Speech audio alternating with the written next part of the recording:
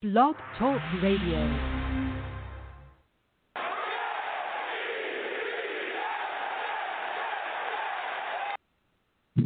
Good evening, everybody, and welcome back to another episode of Let's Talk Jets Radio. This is one of your hosts, Tyson Roush, and this very well could be all Deshaun Watson all the time. Who knows? But it should be fun nonetheless. 929-477-2651. Mr. Primetime, how are you, man? Doing good, man. I'm ready to embrace the Deshaun Watson chaos, at least for tonight. I will not speak about Sam Darnold. Nothing has changed on that front. You guys all know my opinion there. I know everybody hates him, so we'll keep Sam Darnold out of the convo tonight. So let's talk some Watson. We can talk Salah, whatever you guys want to talk about. I don't think everybody hates Sam Darnold. I think we're just looking for a slight upgrade. You want to drive him out of town. You are. I think it's just trying to upgrade the position a little bit. Sam Darnold somewhere else. That's fine. We're just trying to upgrade the position and just move on to a happier, healthier lifestyle. That's what we're just trying to do here, man. I'm ready to embrace it, at least for tonight. So, before we bring on Mr. Captain Chaos himself, Tyrone, is it just me, or is it so weird how all these rumors about Deshaun Watson, now it's Brandon Marshall, Tony Jefferson, Vernon Turner, everywhere you look, there's these hints towards the Jets and Watson. I've never seen nothing like this before, dude. It's wild. And again, like, you have the one report from Matt Miller that, says, I guess, that the Jets aren't his top team, and then pretty much everybody else is in agreement that, yeah, he'd like to come here, or at least he'd be willing to play here. Some even going as far as saying that he is the Jets' preferred choice. So, like we've been saying, I mean, where there's smoke, there's probably fire, which is why I'm finally starting to come around on the idea that, maybe he would actually embrace coming to play for the Jets, even being part of the rebuild a little bit. I still think it's going to take, a year or two before we can put, a Super Bowl caliber team around him. But once you have that franchise quarterback, set in stone for the next 10 years, you should, in theory, be in position to compete every year. And that's what we need. And the weirdest thing is when this rumbling first came out, some of the biggest anti-Jets people, like even Boomer and all these guys, like, oh, you guys are out of your mind. There's no way with this Deshaun Watson stuff. It's just clickbait. It's just this. It's this. Even guys like Boomer saying, you know what? It's probably a 50-50 chance, if not more, that this actually happens. Like, everybody's starting to sway that way, which is just incredible.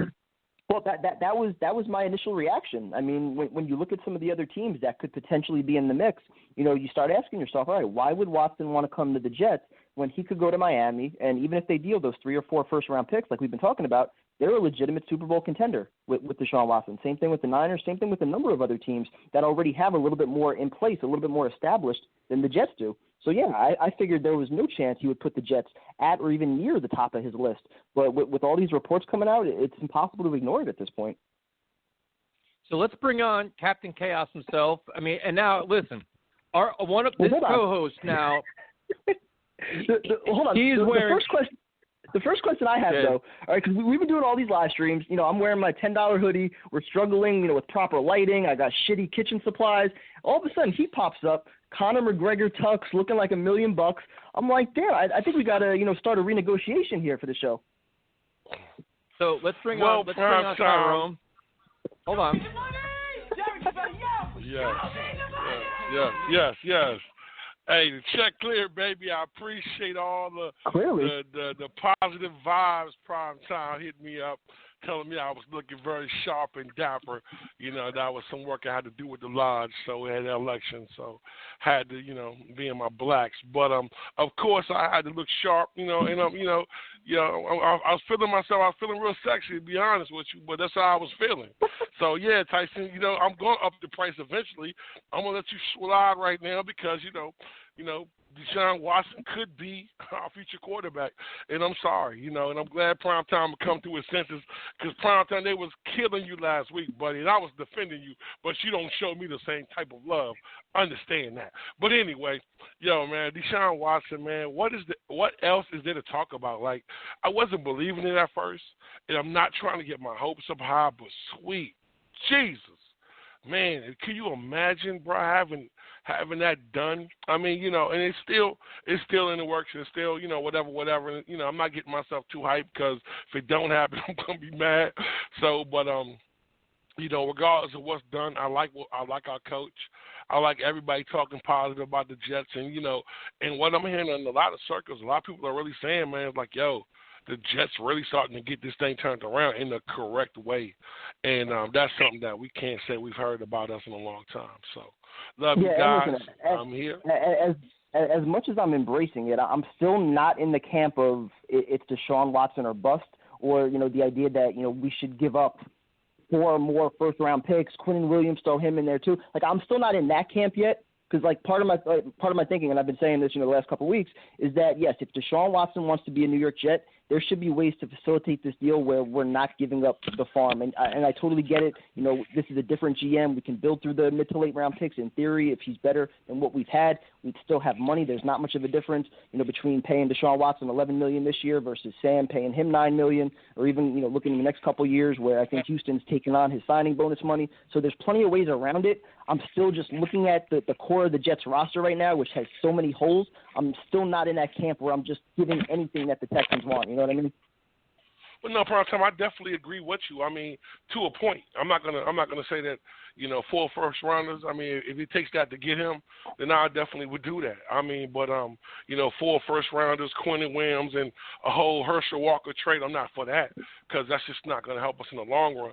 But I think that having the cap money, having a comparable draft, or really could help us out, But we got to look at. You have to factor in something. It's a good point you made, and I had to explain this to one of my homeboys. Like, look, it's a great move, but he said, man, I'll give up 6 first rounders in Quinnen. I was like, bro, that's crazy. I mean, look at Houston. Houston has more talent than we have, and they lost. You understand what I'm saying? They lost. They were 4-12. So I mean, at the end of the day. Exactly. So they had a better roster than we had, better players, more talent, and they still didn't win. So at the end of the day, you need to make sure that you cover all aspects of that. But having a chance for Deshaun Watson, and if it's 3 first rounders or 4 first rounders, then I would really, really look into that. I mean, I think it's hard not to say no to that. This guy is proven. This guy has had the best. He's been in the top 5 in stats, consistency, and he's still almost led the league in passing, with a shitty team. So the guy's a proven leader. He's a proven worker, and his accuracy is unmatched. His playmaking ability is unmatched. His leadership is unmatched. And if you watch, I'm not exactly sure of the stats. We're not stat guys, but he was up in percentage. Like, he led the league in that. Like, in the last couple of years, over Aaron Rodgers, Tom Brady, everybody. Deshaun Watson. You know what I'm saying? So I mean, you can't replace somebody like that. So getting a chance to get him, yeah, you definitely looking at 3 or 4 first rounders. I say do it. I really don't want to depart with Quinnen Williams, but at the same time, if we're giving up 2 first rounders and Quinnen, you got to do what you got to do there, pimp. You know what I'm saying? That's going to be what that is. But you can't give up a Herschel Walker deal, because I mean, he's a better player. He means more. Like I said, the quarterback is the most important player on the field. So that's what we need to solidify. But if we don't get Deshaun.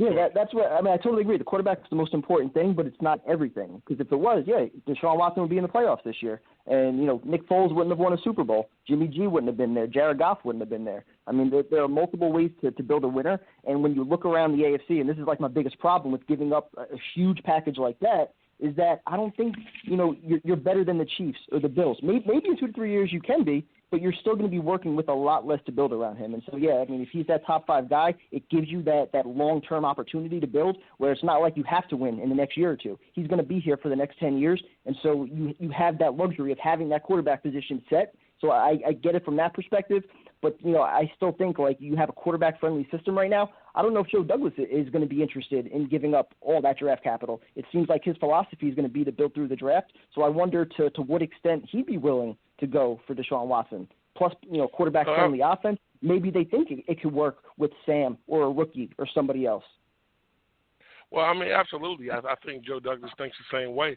I think the one thing that Joe is not going to do is he's not going to give up the farm for Deshaun Watson, whether we want him or not. You know what I'm saying? That's why he's in the position, because he wants to build his team the correct way, and that's something that we always have done, is make that splashy move, and you lose in the long run.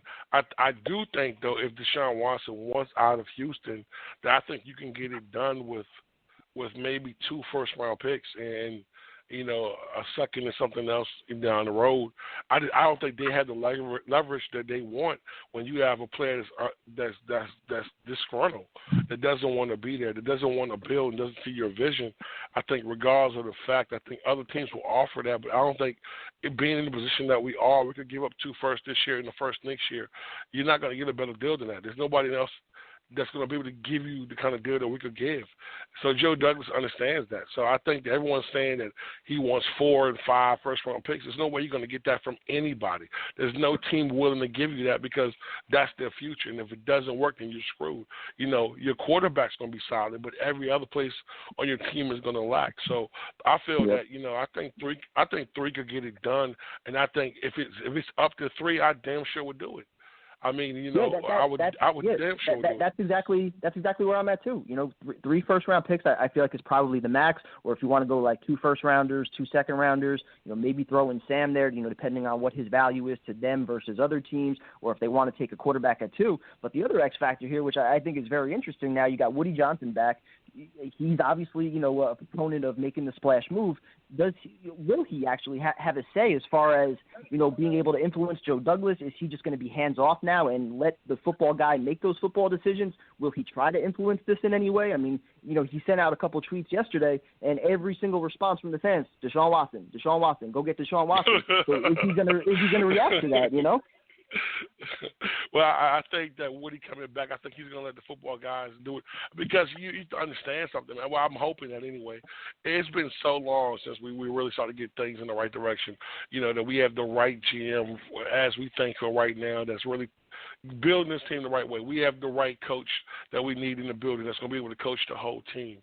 So you also need talent. That's the one thing that we lack, and that's the biggest thing that we're lacking from. I mean, to me personally, I think 2 first rounds and maybe 2 second rounds should be more than enough. I mean, I'm just saying it should be more. What did Houston? What did they have? What did they have to negotiate it with? You know what I'm saying? You're over the cap.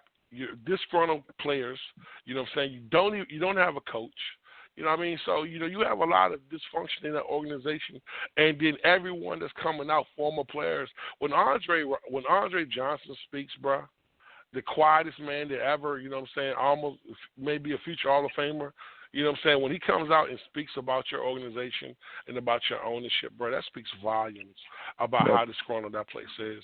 So, even a guy like Deshaun Watson, man, this guy is a class act all the way around. When he's this disgruntled and he really wants to leave, then, it kind of digs a hole, and it's their chance to start over. But, it's like I said, Prime Time. It's a beautiful opportunity for us. Everybody wants us to get it. That's why I don't think it's going to happen. You got former players. You got guys, like B. Marshall. I'm gonna give him credit. Richard Sherman. I'm gonna give him credit. I'm gonna give everybody. Everybody speaking good about the Jets, but I'm giving them credit. But as a Jet fan, we know we can't get too hype about this. We've been here through this before. That was stuff that we want. But I mean, Joe D finds a way to get it done because I thought the coach when he left out the building was done, and what I'm saying, all gas and no brakes, man. So I'm all with it. But I want to say one more thing, man. Rest in peace to the GOAT, Kobe Bryant, on the day he passed. Yep. Just want to give homage to one of the greatest athletes we've ever seen in our era play ball and do it at a competitive level, no matter, no fear, no weakness, no cowardness, just an all-around great ball player on the court, his daughter and those who passed in that tragic accident who changed the world. And, after that. So, dude, it's crazy that it's been a year since that happened, and that's one of the few athlete deaths that really shook me. And I wasn't even a huge Kobe fan. I always respected the fuck out of his game, but I was never you have to. But I was never the biggest Kobe fan. But still, just seeing the images, him, his daughter, all that. It's like, damn, it just shows you, man. Life is short, so enjoy it while you have the chance, because you never know what tomorrow's going to bring. So with that, we will open up the phone lines. 929-477-2651 if you guys want to call in. We're talking mostly Watson tonight, but if you guys want to, share your thoughts on Saleh, anything on Woody Johnson, the coaching staff, feel free. So we're going to start it up with Eric in California. Eric, what's going on, man? What's going on, Eric? Hey guys, leading off today, Let's Talk Jets Radio. So I said last week I didn't think that Watson was a realistic opportunity. You just don't see it, and then it's all where a top 5 guy who's under contract gets traded at the most important position in all the sports. But if there is a chance, I do feel last week there was a lot of callers that said, sell the farm, no matter what the price tag is, go ahead and bring him in. I think there is a price tag because you still need the team around Watson. You guys already pointed out what I wanted to talk about, which is they didn't have a very good season. He had a fantastic season, but the team didn't, and they're already up against the cap. So those picks in today's NFL have more value than they did maybe 20 years ago, just because of what the cap situation is. What do you guys think about that? Yeah, so I was gonna say, I mean, what would be the maximum that you'd be willing to give up to get Watson here and still feel confident that we could build a good team around him? Well, I think it's impossible to say. There's so many variables involved, but I do feel comfortable. I would hate to give up Quentin Williams. That guy is an All-Pro. He will be an All-Pro, and they'd be able to slide him in and cut, JJ if they traded for him. So I hate to give that guy up. But that sounds about right, where it's 3 first-round picks. I said last week that I wanted Watson to come out and publicly and say, hey, I want the Jets, because he has that no-trade clause. He holds a lot of the power, man. He holds the sword. So if he comes out and says, I want the Jets, that pretty much puts a limit on the cost from our end to acquire him. I think, fuck Houston. He doesn't owe them anything. Yeah, he hates the owner. So if he goes ahead and says that, man, I'm all in, then go ahead and give up those 3 first-rounders to get him in the green. Well, no, you definitely have a great point. When you're talking about what Houston has and the opportunity that it presents, having those draft picks, and it works both ways for us. I just think that, up and coming team that that we hope that we are. Deshaun Watson definitely makes this team so much better, and definitely gives us a chance to move forward in this league. And that's all we could ask for. But bro, thank you for calling in tonight, man. Really appreciate you, bro. Have a good night, man. All right, see you guys. All right, good call from Eric. We're going now. We're staying in California. We're going with Jason in California. Jay, what's going on, man? What's going on, man? Well, hope you guys' night is going very well. Doing good, man. What's on your mind? Well, again, with the Deshaun stuff, to me, it's what's very interesting to hear. I don't know if you guys heard, but Rodgers may not want to stay with the Packers. And Rodgers may up for sale, and so he may be a cheaper option as well. Hey, bro, hold on, bro. Yeah, hold on, bro. Pardon your wisdom, bro. Listen, they Aaron Rodgers is not going anywhere, bro. We're gonna be realistic with that. He's not going anywhere. They came out today and stated he's not going anywhere. So. We love, I would love that idea. No, they came out early today, brother, and they said that he's not. The ownership came out. The GM came out today and said, no, he's not going anywhere, bro. But how do you feel about Deshaun Watson, man? What do you think about us having an opportunity to get him, or would you rather keep Sam, or would you rather draft somebody? Well, with me, first of all, I didn't know the GM came out today, so thank you for telling me that. I did not know that information. But to me, it's either you go with Watson or you build a win with Sam. You do not go in there, especially now with the draft. You don't know. We won't be able to go in and especially with all the new moves that's been happening now with the draft. You do not. I don't think drafting QB is an option now. It's either if you want to keep different QB, you go with Watson. If you don't want a different QB, you build with Sam. It's either one side or the other. It's that. No, dude, that's definitely like my 1A, my 1B. I mean, either you get the proven commodity, or you roll it back with Sam for 1 year, 0 commitment. You don't even have to pick up his 5th-year option, which is $25 million. You can make it, hey, 1 year, prove yourself. If not, you still have all your draft capital, all your cap space, and you can still get a quarterback after that. And hopefully, in theory, you have, a few more pieces in place to attract that guy to come here. Or, you draft the guy into a much better situation than what we threw Sam into 3 years ago. Right. Hey, great point. Yeah, Jason, great call, man. We appreciate you calling in. Good talking to you again. So have a good night, man. Have a good night, bro. Holy crap, there's a lot of calls. Holy shit. All right, so next up we got John, our man in Atlanta, who I believe we spoke to during the Salah hiring. John, what's going on, man? What's up, Prime Time? What's up, my man? Let me start off with my intro. Yo, the big guys in the building. What's going on, bro? How you doing tonight, bro?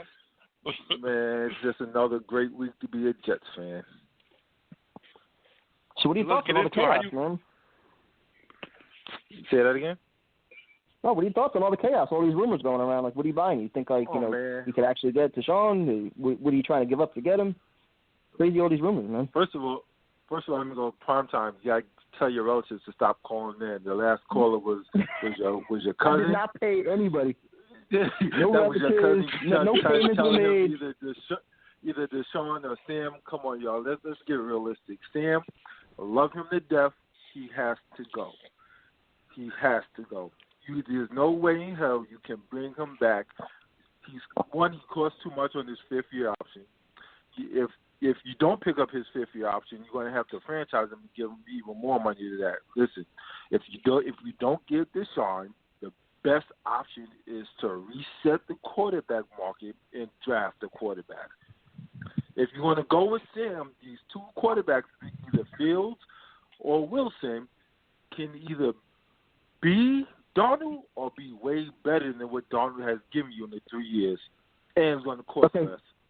Okay, so sell me right now on Justin Fields and Zach Wilson. I could buy it a little bit more on Fields. On the little bit of film that I've watched on Zach Wilson, I'm not buying him being in the conversation for the number 2 pick yet. Zach Wilson led the NCAA in accuracy. Like, that says enough right there. Hold on, John. But this BYU in their competition, who did they really play? See, listen, I can go with you on the Fields department. You know what I'm saying? Because I feel like Fields is a better quarterback than the kid from BYU. But my question is this, because everyone is high on this kid, man. Like, my question is this: with no combine this year, like, how, the lack of competition.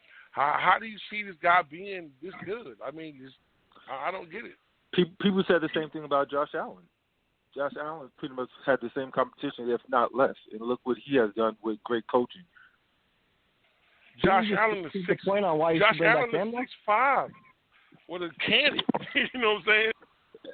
And if I only can tell you what I've seen out of the 2 or 3 games I don't watch from BYU. Kid right here can make all the throws.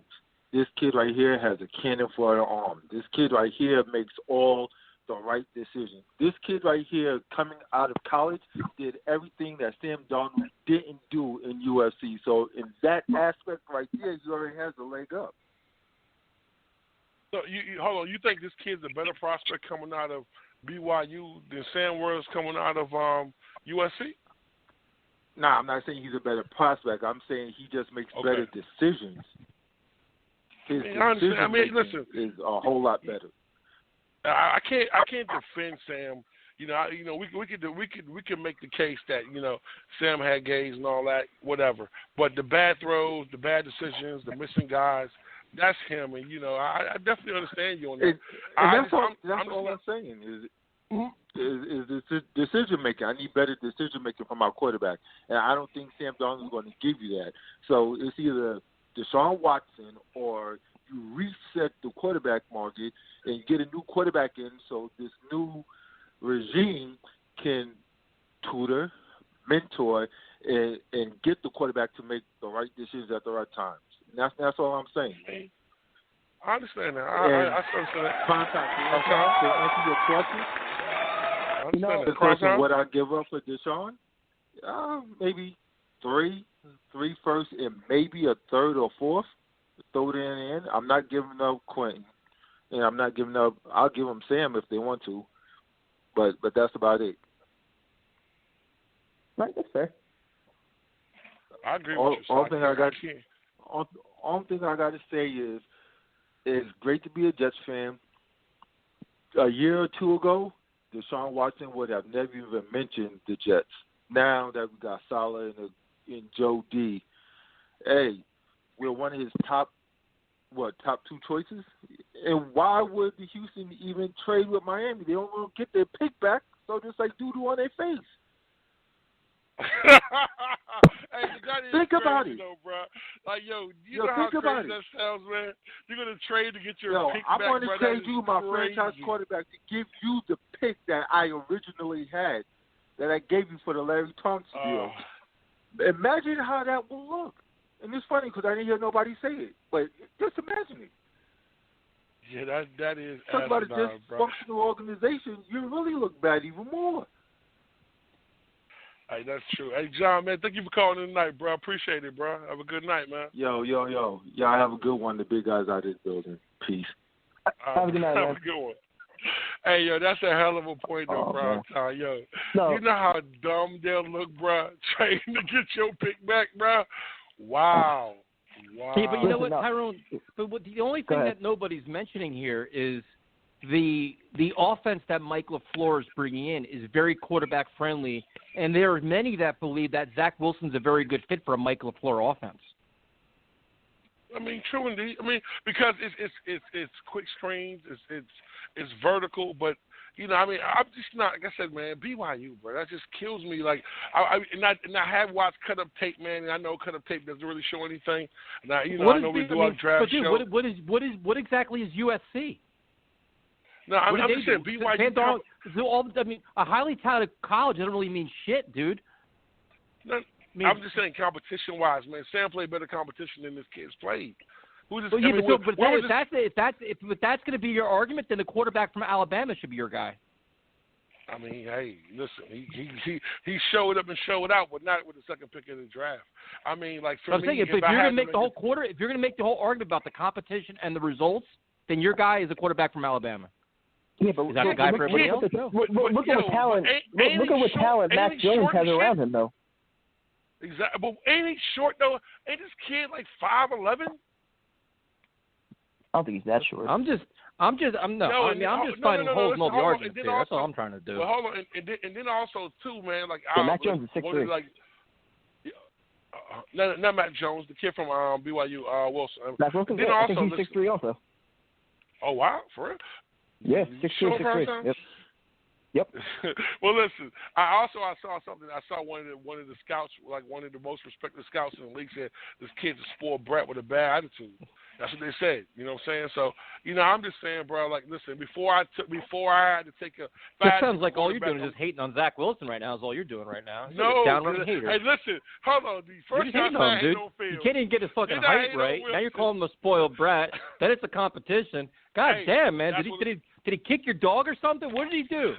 Hey, man, I'm just going by what these scouts are saying about these players, and that's why I'm guys who judge this for a living, man. I'm just a fan, man. So if I had a choice to pick in the battle, I'm Deshaun Watson, then it would be Sam, and then it'd be one of these quarterbacks. But like I said, I'm not in that position. If they feel that which one is best to start off for us, or is the best for us to move forward? That's like a Steve take. When'd you become Steve? What happened to the Tyrone of last week? What is this bullshit tonight? I'm just a fan. I'm not an expert. I'm not going to offer any hot takes. I'm just going to go with the fucking flow. And what happened, man? What happened on Hollywood? Now, dude, you're like, this ain't no Hollywood anymore. This is like the D version. No, baby. I'm just saying it like this. I gotta be honest, man. Like, listen, Deshaun Watson is what I want. Everyone knows that. Everyone that's a Jet fan should want that. But if it's not gonna be Deshaun Watson, you know what I'm saying? I'd rather not go with a rookie quarterback. I mean, sorry, that shit just makes no sense to me right now. It just doesn't. You went from Hollywood to the Midwest. All right, Showtime, man. See how he do me prime time, man. See how I get done, man. Look, dude, you know what prime time? You know what happened? You know what Tyrone's like right now? Tyrone is exactly like Conor McGregor. Exactly fucking like him. Ooh. He got all big. He got all bad. He got all this shit. Now he's talking about ring rust and all this other shit going on. That's what Tyrone's doing to us right now. He got That's a great comparison. Conor got that ass. He's complacent. Conor you're complacent. But prime time. But listen to this though. Tyrone's like, I'm not going to mention no stats. I'm just a fan. The guy's 5'9". We mentioned the stat and it was wrong. Then he's like, well, then there's this, there's that. Dude, last week you were giving us salary cap numbers. You broke out all kinds of shit. Within 1 week, you became Conor McGregor. 1 week you did it. Last week was Donald Cerrone. This week was Justin Poirier. My God, what the hell happened? Why y'all got to treat me like this, man? No, I'm just saying, listen, because I know I want Deshaun Watson, but these kids, everyone is so stuck on these kids, and I just don't see. I'm hoping somebody tonight can convince me that why, and we don't, if we got to take one of these quarterbacks. Tell me why. What do you see in Tyson? Tell me what do you see in these kids that will give you the opportunity to come in and make us, and be competitive? I see plenty, dude. Right now. I see plenty. You know what I see? I see Justin Fields with the problem that we have. We talked about this last night. And first of all, thank everybody who joined us on YouTube. We really, really appreciate it. It's complete chaos. But our problem is, after the Clemson game, everybody loved Justin Fields. After the Alabama game, everybody's like, oh, I'm not so sure. The kid played more than 2 games. So we got to look at his whole body of work. Then you got to look at all the full analysis of him and all his athletic ability. And you got to – what everybody does right now, and I'm guilty of it too, is they cherry-pick certain things and ignore everything else. The one thing is, he doesn't read the whole field. He doesn't do this. He doesn't do that. You see the progressions. He actually reads the progressions. Then they say, well, he doesn't make this throw. Then that gets disproven. Like, there's a lot of different things out there. But my point with a rookie quarterback is you look at the offense to bring in, which is very quarterback-friendly. If you bring in a phenomenal athlete and a very good quarterback in Justin Fields, I have confidence in Michael Ford and the Jets making it work. So if they say, listen, I want to go that way instead of Sam Darnold, because Tyrone right now, to me, Sam Darnold is a lottery ticket, and so is Justin Fields. But Justin Fields is a lot cheaper because Sam Darnold's already going to year 4.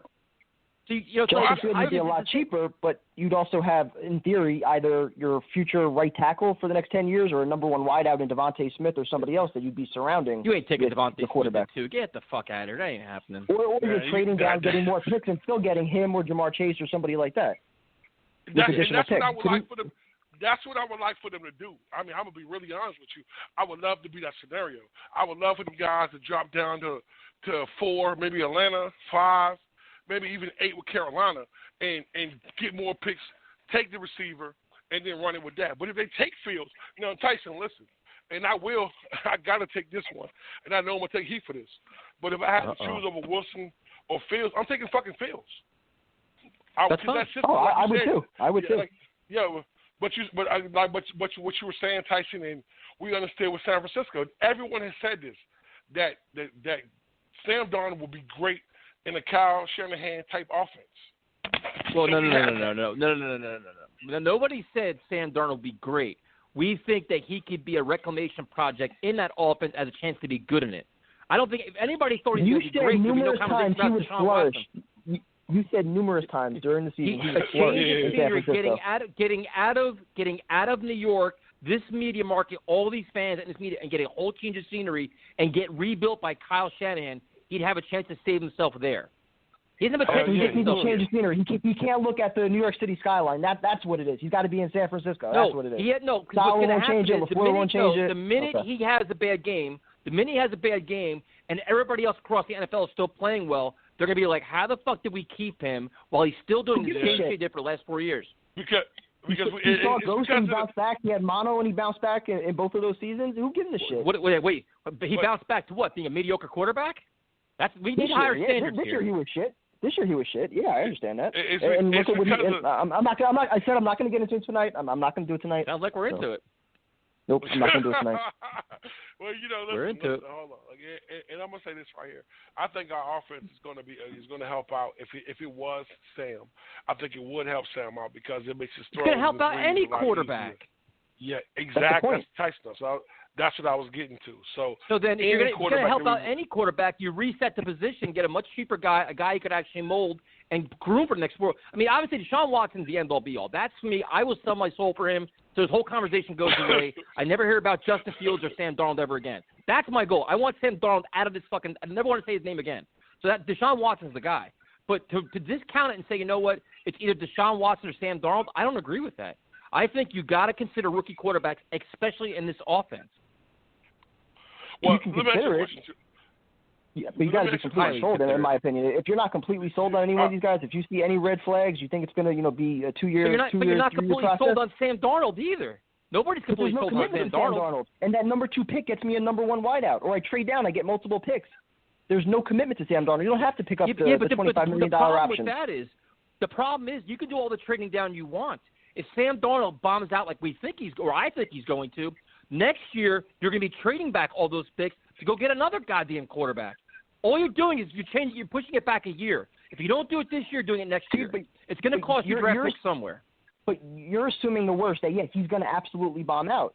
I don't think that's a given that he would bomb out with more talent around him in a better quarterback-friendly system. With Sam Darnold. There's no giving at all with him. No, either I agree. way, we have no idea what he is. He's like right now he's like a draft pick. So we have no idea what he is. But your lottery pick, as far as taking a quarterback at 2, if we take that pick and it doesn't work out, that legitimately sets us back 4 to 5 years. If Sam doesn't work out, the rest of the roster could still be much improved, and you would still have all your resources there to go get your quarterback. But either way, you're trading up. You're going to be trading up either way. You're going to be giving up picks to get a quarterback either way. Sam is still a you're not going to have number 2 pick next year. But you're assuming that's a given. That's not a given. At least I don't think so. Judging by the way Salah was talking, I don't think he thinks it's a given either. He was talking like there were legitimate reasons why he was the third overall pick. Listening to Salah, he wouldn't even commit to the kid. He was playing nice to build his trade value and avoid any kind of fucking controversy. He wouldn't commit to that kid at all. We got to evaluate him. We got to see if everything we heard was true. Yeah, everything you heard is probably negative because the kid played like shit. So they're playing nice. They're not committing to anything. Mobility so all of course that's they're going to say that. Okay. What do you want them to say? Well, you know what? I think Sam Darnold has absolutely no confidence on and off the field. His fundamentals gone to shit. He's actually regressed. That's what I'm inheriting, a bad quarterback. You think he's going to say that? Of course not. He's going to play nice, be friendly with everybody, be everybody's best friend, so they can figure out how the hell to get rid of him, if that's their choice. If they believe in Sam Darnold so much like you think it is, they wouldn't even entertain the Deshaun Watson conversation. Like, why are we going to give up all these picks? We got Sam Darnold. They're not going to do that. Fuck that. They'd be crazy to. It would be foolish not to entertain it, though. Same thing with Jamal Adams. You entertain the trade, and if you have a chance to upgrade with 2 first-round picks, but, I mean, you make the move. Comparing a safety and a quarterback is like apples and oranges, dude. Completely different situation. If you think you have your answer at quarterback, you don't entertain anything. You just move on. Hey, well, let me ask you guys a question. Are you guys nervous at all with it being no combine this year? Like, being able to find talent, evaluate talent the way, like... I'm nervous about Deshaun Watson. I don't give a fuck about the combine right now. I want to just get this Deshaun Watson thing. Until this actually happens, I don't care what the goddamn draft. Tyrone, I'm going to tell you this. Honestly, what's funny is now what we're going to have is the Senior Bowl's going on, and everybody's like, oh, Joe Smith is 6'4", 380 pounds, and his hand is 10 inches long. All this. Like, I can give a shit, dude. I don't even care about that. Like, I don't care about none of this. I just want to know what's going to happen to Deshaun Watson, because all this draft shit is going to change. Think about it. It's January 26th. All these hot draft takes that everybody's going to try to fire out are going to change 75 times until the day of the draft. Every mock draft that comes out today is fucking useless. All the information today is useless. Everybody's putting out smoke screens who wants to be the next expert and analyst, and all their mock drafts are about 8% correct. They're all horseshit. They don't mean anything. How about that hot take? But you know what's so crazy is, this is where most of the work gets done at. So the Deshaun Watson talk right now is really intensifying because you get all these guys in the same place at the same time, talking to each other the same way it be at the combine. These guys are talking behind, talking to agents, talking to find out what's going on, talking to leaderships of organizations, find out can this deal really get done. So let's look forward to that. But at the same time, man, it's a great thing to have, man. That we have an option of having Deshaun Watson. It's a beautiful thing that we're fucking arguing over Deshaun Watson. Wait. It's not a great thing to have right now. The only thing this is doing is giving but it's not an option yet. It's going to give us all anxiety. It's going to give us all stress because the day that he says, you know what, I want out of Houston is the day we all become very nervous Because then, right now, the Jets and Dolphins are the ones being mentioned. How do we know the Patriots will put their hat in the books? Or how do we know that the Saints or whoever, like, all these other teams are kind of sitting in the weeds? So the day he says, you know what, I want to be out, he's going to get sales pitches from everybody, dude. That's when you get nervous. It's no foregone conclusion. Hey, the Saints can't afford a backup punter right now. Yeah, they're not I'm saying, but what the Patriots say he wants. Would he want to play for Belichick? I don't know, man. Maybe he wants to play in New York, baby. Let's hope, man. But let's get back to the callers, man, because, you know what I'm saying, we're sitting out here, man. We got a phone lines going fucking crazy. Y'all two arguing over Sam Darnold, Deshaun Watson. Let's let everybody else argue over this whole thing started because you waffled. He offered us some, like, bullshit Midwest take. It's supposed to be Hollywood. Hey, I didn't waffle, baby. Hey, listen, man, I understand we got prime time, showtime in Hollywood, baby. I understand that. I got you. Ain't no Hollywood tonight, man. This is some boardwalk shit. Next up, we got Dan and Howard Beach. See if he found his sleep tonight. Shit. Dan, what's going on, man? What's going on, Dan? What's up, man? Sorry about last night, fellas. Bad Wi-Fi, I guess. But I love the whole setup, man. I've been pumping. Oh my God, it was horrible. So my bad, man. But it was great to finally put like faces on great callers. So great idea, that whole entire bit. I can't wait to hopefully call next Monday. Yeah, we'll be doing it every Monday. So what are your thoughts on this Watson talk? Let me put it this way, and I would love Tyson's opinion on what I'm about to propose, because we've Jet fans been through the ringer, and how we're like nitpicking certain things. Let me throw this one out there, and you guys tell me what would you do? The year is 1986. We're entering into that season. We have the opportunity to trade 4 first-round picks and Mark Gastineau for Dan Marino entering his third year. Would you guys do it or no? Or you guys would be like, no, it's all right. We'll stick with O'Brien. What would you guys do? Please, first initial thought. What would you do? Yes or no? Do it. Who said that? I did. Tyson said yes. Do it. Tyson said yes. Tyrone said yes. Tyrone said yes. Kevin? Yeah. Kevin? What would you do? I don't even know who the GM was, but I would still probably say no. I mean, I know they probably didn't hit those picks, which is hold why on a second. Hold on. You know, wait. Kev, with all due respect. That draft picks are all. Kevin, with all due respect. With all due respect. 1986. Marino won his Super Bowl. 86. Hold on a second. In 86, Tyson and Tyrone can attest. We were having a great season, but then there was a point where O'Brien wasn't O'Brien. They had to put somebody named Pat Ryan in there. And it just crumbled. But if you had a true, legit franchise quarterback, we would have met the Giants in that Super Bowl, 100%. But now let's fast forward all the way to this point right here and now. Hold on. Right here and now. Who's O'Brien throwing to, though? Alston and Wesley Walker, right? I think. Yeah. Okay. Just checking. Excellent. He had a good one. But hold on. I'm going to give you another check. You have a GM right now by the name of Joe Douglas. He's got to earn his paycheck starting right now.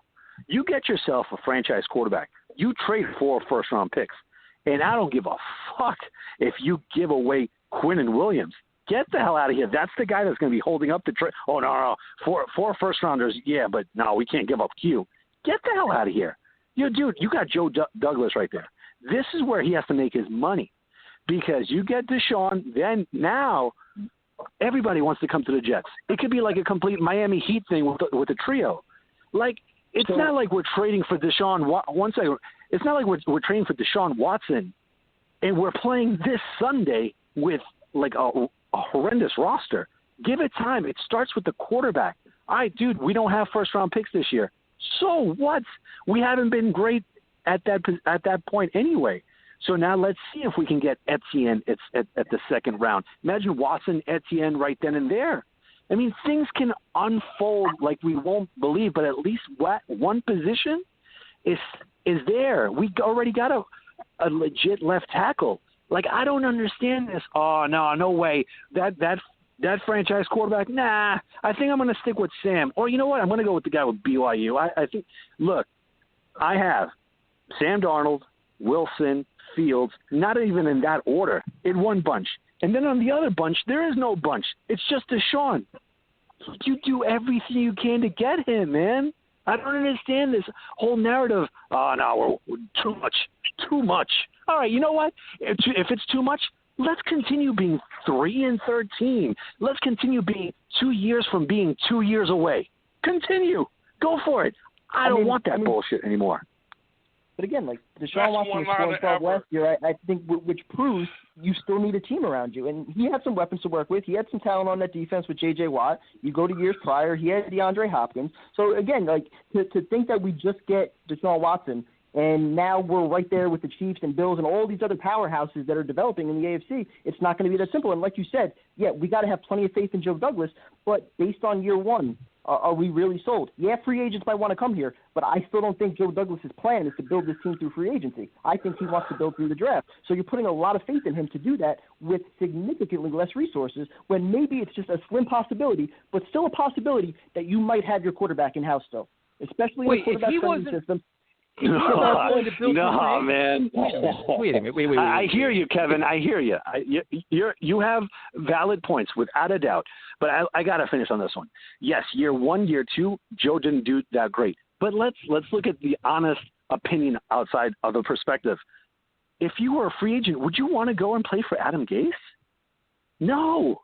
Now, if you get Watson, you got like freaking Richard Sherman or whatever. And they're like, yo, we want to go there. We want to play there. You know what? We'll take a pay cut, this and that, because you never know how things are. Now, Joe Douglas has – I have no idea, but at least what I'm trying to say is it's attractive. It's attractive. No, I agree. And, yes, you'd be able to sign free agents. This would be an attractive destination. But I'm saying I don't think Joe Douglas's plan is to build this team through free agency. I think he's going to follow the Ravens model, which is to build through the draft. Why did he save all the cap space and roll it over? Why did he save all his cap space and roll it over to use it for this year? Because, why was he going to invest heavily? Like, that kind of proves my point, though, that he wasn't going to give out big contracts. It actually does prove your point. Yeah, it does. What the fuck are you talking about? How does it prove your point? I mean, it's very clear. Because they made the moves this year with the eye towards this year. That proves my point. That I don't get what you're saying. Well, I'll explain it if you give me a chance. Do I have a chance to do that, or can I just wait another 10 minutes? I'm waiting. You guys are wild, man. No, I mean, I'm just trying to get a word in, but he's talking over me. The fact of the matter is, if he realizes that the salary cap is coming down and nobody's going to have money and he's rolling over more money, so they have more money than everybody else, his plan is actually to take advantage of everybody else's shortcomings. So he's actually going to use all the salary cap space to benefit himself and the roster. That's what you have cap space for. I couldn't agree more with Tyson at this point because, yes, probably the initial plan, Kevin, was to build through the draft. But after going through these 2 years of being, especially this past year, of getting completely embarrassed, dude, like the laughingstock of the NFL, worse than the Jaguars because we were in freaking the driver's seat to get Lawrence, and we started winning games. All of a sudden, the locker room had an epiphany. Right now, the game plan has completely changed. If Watson is there, do everything that you need to, and the chips will fall, man. I'm telling you, enough of this mediocrity. Listen, I'm a big Sam Darnold fan as well, man. But I got to face the truth. If I can get a freaking legit, like this is not like hyperbole or whatnot. This is a legit franchise quarterback. You go and get him 4 first-round picks? Dude, cake. Freaking that Jamal trade came out of heaven, man. The other 2 first-round picks are not even ours. We do it. We pull the trigger. We do it. Hey, Dan, you got the best one-liner. Dan, you got the best one-liner ever. Dan said we 2 years from being 2 years away, bro. I'm still laughing over that shit. For the past 49 years. Oh, that was a good one. Yo, you guys have a great night, guys. Man, I love talking to you guys. Your perspectives are always on point. Love you, Kevin, Tyson, Tyrone, always, man. The best trio out there. You too, man. Have a good night. You have a good one, man. Yeah, I got fucking tears in my eyes, bro. That shit was so hilarious, bro. I still don't understand the free agency debate, though. Because he didn't give out big contracts in year one, now that means he's going to go crazy spending this year? I don't really understand that. Yes, he has the money to bring in some free agents, which is desperately needed. But again, like you look at the Jamal Adams trade. Why'd he do that? 2 extra first-round picks, an extra third-round pick? I'm thinking he wants to build through the draft. Prime time. young, affordable talent under contract for the next 4 years. I think that's how he wants to build this team. But he got rid of Jamal. It's not just going to be through the draft. You're obviously going to supplement it with free agents. You're not going to go crazy. Jamal got rid of himself, and if you could bring in more talented players, and this offseason when everyone doesn't have cap, we actually have cap money, so we're probably you're cutting half the teams in half. Well, you can actually really get some really talented players in here, but they got to be his kind of guy. So are you telling me he wouldn't sign a guy like Allen Robinson that could really change your whole franchise? I mean, this is what it is. So, I mean, I don't think he's going to solely wants to just go through free agents, but to get talent in the business, in the building. Like, you know what I'm saying? Like we were talking last week. Well, Bill Parcells said that when he took over the Jets, he couldn't change to a 4-3 in the first season because he didn't have the players in. He said, I'm going to need 2 years to get my guys in. Saleh wants to go to a 4-3 from day one. So he's going to have to sign DNs to come in and play those positions because he doesn't have that right now. You know, you have a few guys, the Myers and stuff like that, but they could be situational pass rushers, but they couldn't be DNs. You know what I'm saying? So and let's also assume we get Deshaun Watson, right? Who's going to be making I think $37 million next year. And again, obviously you're paying the quarterback no matter what. He's going to be making $11 million next year. $11 million. I'm saying this upcoming year, 2021. Yes, it's $11 million, and then after that is where his big money kicks in. So how many big long-term contracts are we giving out? You know, if the plan's to go crazy in free agency, I mean, how many guys are you really signing? Allen Robinson, Tooney, and then what else? Dude, you're going to have $80 million. Wait, hold on. $80 million goes a long way, man. And who else do we have to pay on this roster? There's nobody else to pay. Yes, nobody. 35 is going to Watson, and then you're signing Robinson for 15, Tooney for 15. And so they only have 120. And $120 million to do so. I think they'll be fine, man. We're not going to be in Walmart. We're not going to be in Target. We'll be on Main Street still. We'll be on Broadway. We'll be good. Now all of a sudden, show me the sustainable winner that's been built through free agency. You're the same guy that wanted to give $25 million to Sam Darnold next year on a flyer, and now you're going to count pennies? That's hypocritical. What the fuck are you talking about? Got a point there, prime time. Got a big-ass point there. Oh, just pick up his options. It's only no point at all. Tyrone, what was his words? It's only $25 million. What are you worried about, man? We have nobody else to pay. Yeah, we have nobody else to find out if you have a franchise quarterback. You wouldn't give $10 more million. But yeah, you're the expert. You know that Sam Darnold sucks. Well, fine. Cool. Yo, but only $25 million, man. Only $25 million. What are you worried about? Hey, you wouldn't give $10 more million for Deshaun Watson? I'm just saying, Prime Time. Yo, those are your words, baby. I'm just saying, bro. That's actually not what I said. I said I would have no. If you watched the last video, I have no problem giving Deshaun Watson the extra $10 million for a proven commodity. But you're not weighing it. You're comparing fucking Deshaun Watson to Sam Darnold straight up. I'm looking at the cost of getting Deshaun Watson, which Dan just said. William Williams, 4 first-round picks, whatever you want. Space. You're worried about the conversation. I'm not worried about cap space at all. As far as the quarterback goes, I'm not worried about that because you're paying somebody. Unless you're drafting somebody, you're paying somebody. So you're either paying Sam or you're paying Watson. Obviously, you'd rather pay Watson, but Watson also comes with 4 first-round picks and whatever else we have to give up, which Dan was clearly fine giving up anything for him, which I'm not willing to do. Because we got a million fucking holes on the roster. The conversation we were having was about cap space, and you were nickel and diming it that if you pay Deshaun Watson $35 million, you can't afford all those other players, and only a show or two ago, you had no problem picking up Sam Darnold's option for $25 million because your argument was there's nobody else to pay.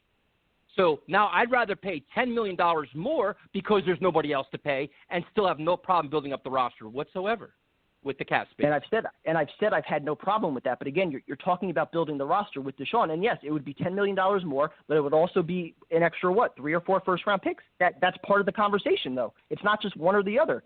There's cap space involved, which is very minimal for me, but then there's also the draft compensation, which is a big part of it. And I have no problem giving up 4 first-round picks for Deshaun Watson whatsoever. They'll have no problem rebuilding. They have cap space. They'll have other draft resources. They'll be just fine. All right, so the guy who just complained about Joe Douglas all offseason, about his draft, about his free agent signings, now he's just going to miraculously build a great team around Deshaun Watson. Okay. Cool. Anthony in the Bronx. Anthony in the Bronx. What's up, man? What's up, guys? Hey, they go. Listen, family dispute. I'm absolutely flipping out. Prime time. We have no choice but to go through free agency also. We could have 40 goddamn draft picks. We're going to have $140 million in cap space over the next 2 years. We have to go through free agency also. We can have 40 draft picks. It doesn't matter.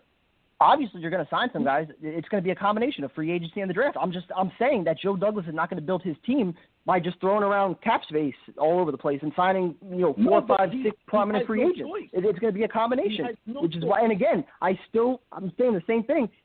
I think he wants to build his team like what he saw with the Ravens, mostly through the draft. That was a big part of why I think he traded Jamal Adams. He got those 2 first-round picks. He's got a ton of assets to work with. He recognizes all the holes that are on this team. You have a chance to build up a foundation with young, affordable talent for the next 4 years where you can supplement it any which way you want through free agency. That's how you build a team to sustain success, not through, signing guys. Like we've seen it with free agency. Kareem Johnson, how many guys have come here and have been bust, and we're releasing them dead money all over the place. We already regret the C.J. Mosley contract. We have no idea how these guys are going to play after they sign big contracts. How many guys have we drafted that have been bust? From McCagnon, Idzik? I'm putting faith in Joe Douglas. Well, we don't know what he has yet. Which is why I want to give him as many assets as possible to draft. If we could get Deshaun Watson, in my eyes, we get Deshaun Watson. It's not even a question. I have 3 trades they all include trading out of the second spot. I want you guys to hear and see what you guys think about these trades. They all include trading back in the draft, not picking it 2. It's three different teams that I think we reasonably have a chance to trade with. One of them is a little bit far-fetched, but it's still a possibility. The first one is we trade back to Atlanta. We give up our 2nd and a 4th next year. We get their 4th this year. Obviously, we're swapping 4s. We get their 2nd at 35 and the 1st next year, which we can then turn around and trade our 23rd, their 2nd, and Seattle and their 1st next year for Watson. So that's 2 3s and a low 2 for this year. And that's basically, and that's with us keeping. That's with us keeping the 4th overall. I think they're going to want a lot more than that. More than 3 firsts and an early 2nd, which is basically like a late 1st. Wait, it was 3 firsts? I thought it was just 2 firsts. I was getting confused with all the numbers. No, it would be our 23rd this year, Seattle's 1st from next year, the Atlanta 1st that we get from trading back, and Atlanta's 2nd. This year. That would probably be fair. And we get to keep our pick at number 4. See, that I'd like. Yeah, I wouldn't mind that at all. Because now we're parlaying. So we're able to get Watson, and build through the draft. The second trade would be with San Francisco. We'd be giving up our number 2, swapping with them at 12, getting their 43 in the 2nd, and getting a 1st next year, which then we give our 23 this year, Seattle's 1st, San Francisco's 1st, and our 2nd, which is the 34th this year for Watson. Still probably do that. So that would be 3 3s, and we get to keep our pick at 12. Now this last one, I feel like a math project. Hey, listen, we're keeping our pick early. Dude, I'm like, I need like a diagram or some shit. You gotta tweet us like a diagram with arrows and numbers and shit. I told you, I have it written down. Now this one I think is the most you got poor Tyrone's probably writing shit down, trying to figure it out. It's like a fucking science project over the phone. Listen, it is a science project, but it includes us keeping our draft pick and parlaying them with.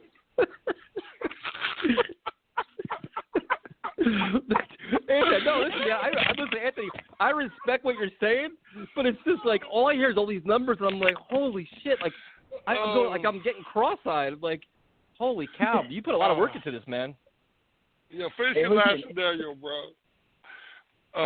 Finish your last one, please. The last one is not as hard. It's not as difficult, but it would include Stafford getting traded to the Colts for the 21st pick, and us moving back to 7. So we would get the 7 and the 21 and a 1st next year, but we would give up our 2nd and the 3rd next year. See, the only question I have about all these is that the timing of it all, because once say this all goes down on March 17th, Are all these teams going to make this kind of draft kind of compensation in March? Or are they going to wait till the end of April to do that? So the timing of it is going to be this is right. I'm just assuming that if they want, because I'm seeing everyone, I'm seeing Fields going 7 to the Lions and all this different stuff on all the, like you said, the mock drafts I don't take too seriously. But if there is a team, if San Francisco is looking for their quarterback, if the Lions are looking for their quarterback and they're rebuilding and they want to start young, it's legitimate that they can make us an offer before the draft happens on March 17th, which we parlay into Watson. No, bro. Listen, I understand where you're coming from, but I just think a lot of that scenario depends. That would be like, a lot of it will end up being a draft time, a draft day type trades. And if it's not done before that, like if it's done on the 17th, that's fine. But if it's done on the draft, that's a lot of moving pieces to get done for the draft. It definitely makes sense to what you're saying because you're keeping one of our picks, using the picks that we get to give away. I definitely understand that. That makes sense to me.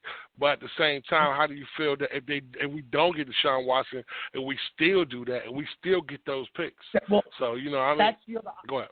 I just don't think us taking. I don't feel comfortable enough in either Fields or Wilson. More Wilson than Fields. I just don't think there's enough there to reach it too. I agree with you, brother. I definitely agree with you. If we could trade back and get picks, fine. I just think the more picks we have, the more ammo we have, it could benefit us in getting a Watson and keeping us being able to draft younger players. Listen, maybe some trades have to be more. Maybe we have to give up an earlier pick. I'm just trying to throw – if we do trade back, more than likely we're going to get a first next year. So that would be 2 picks in the first round that aren't our picks from other teams that we could use. So basically, what would we have to give up? A first-round pick and maybe a second with those 2 picks, which we parlayed from other trades? So it really cost us Jamal Adams in a first-round pick at the end of the day to get Watson. I'm all for that.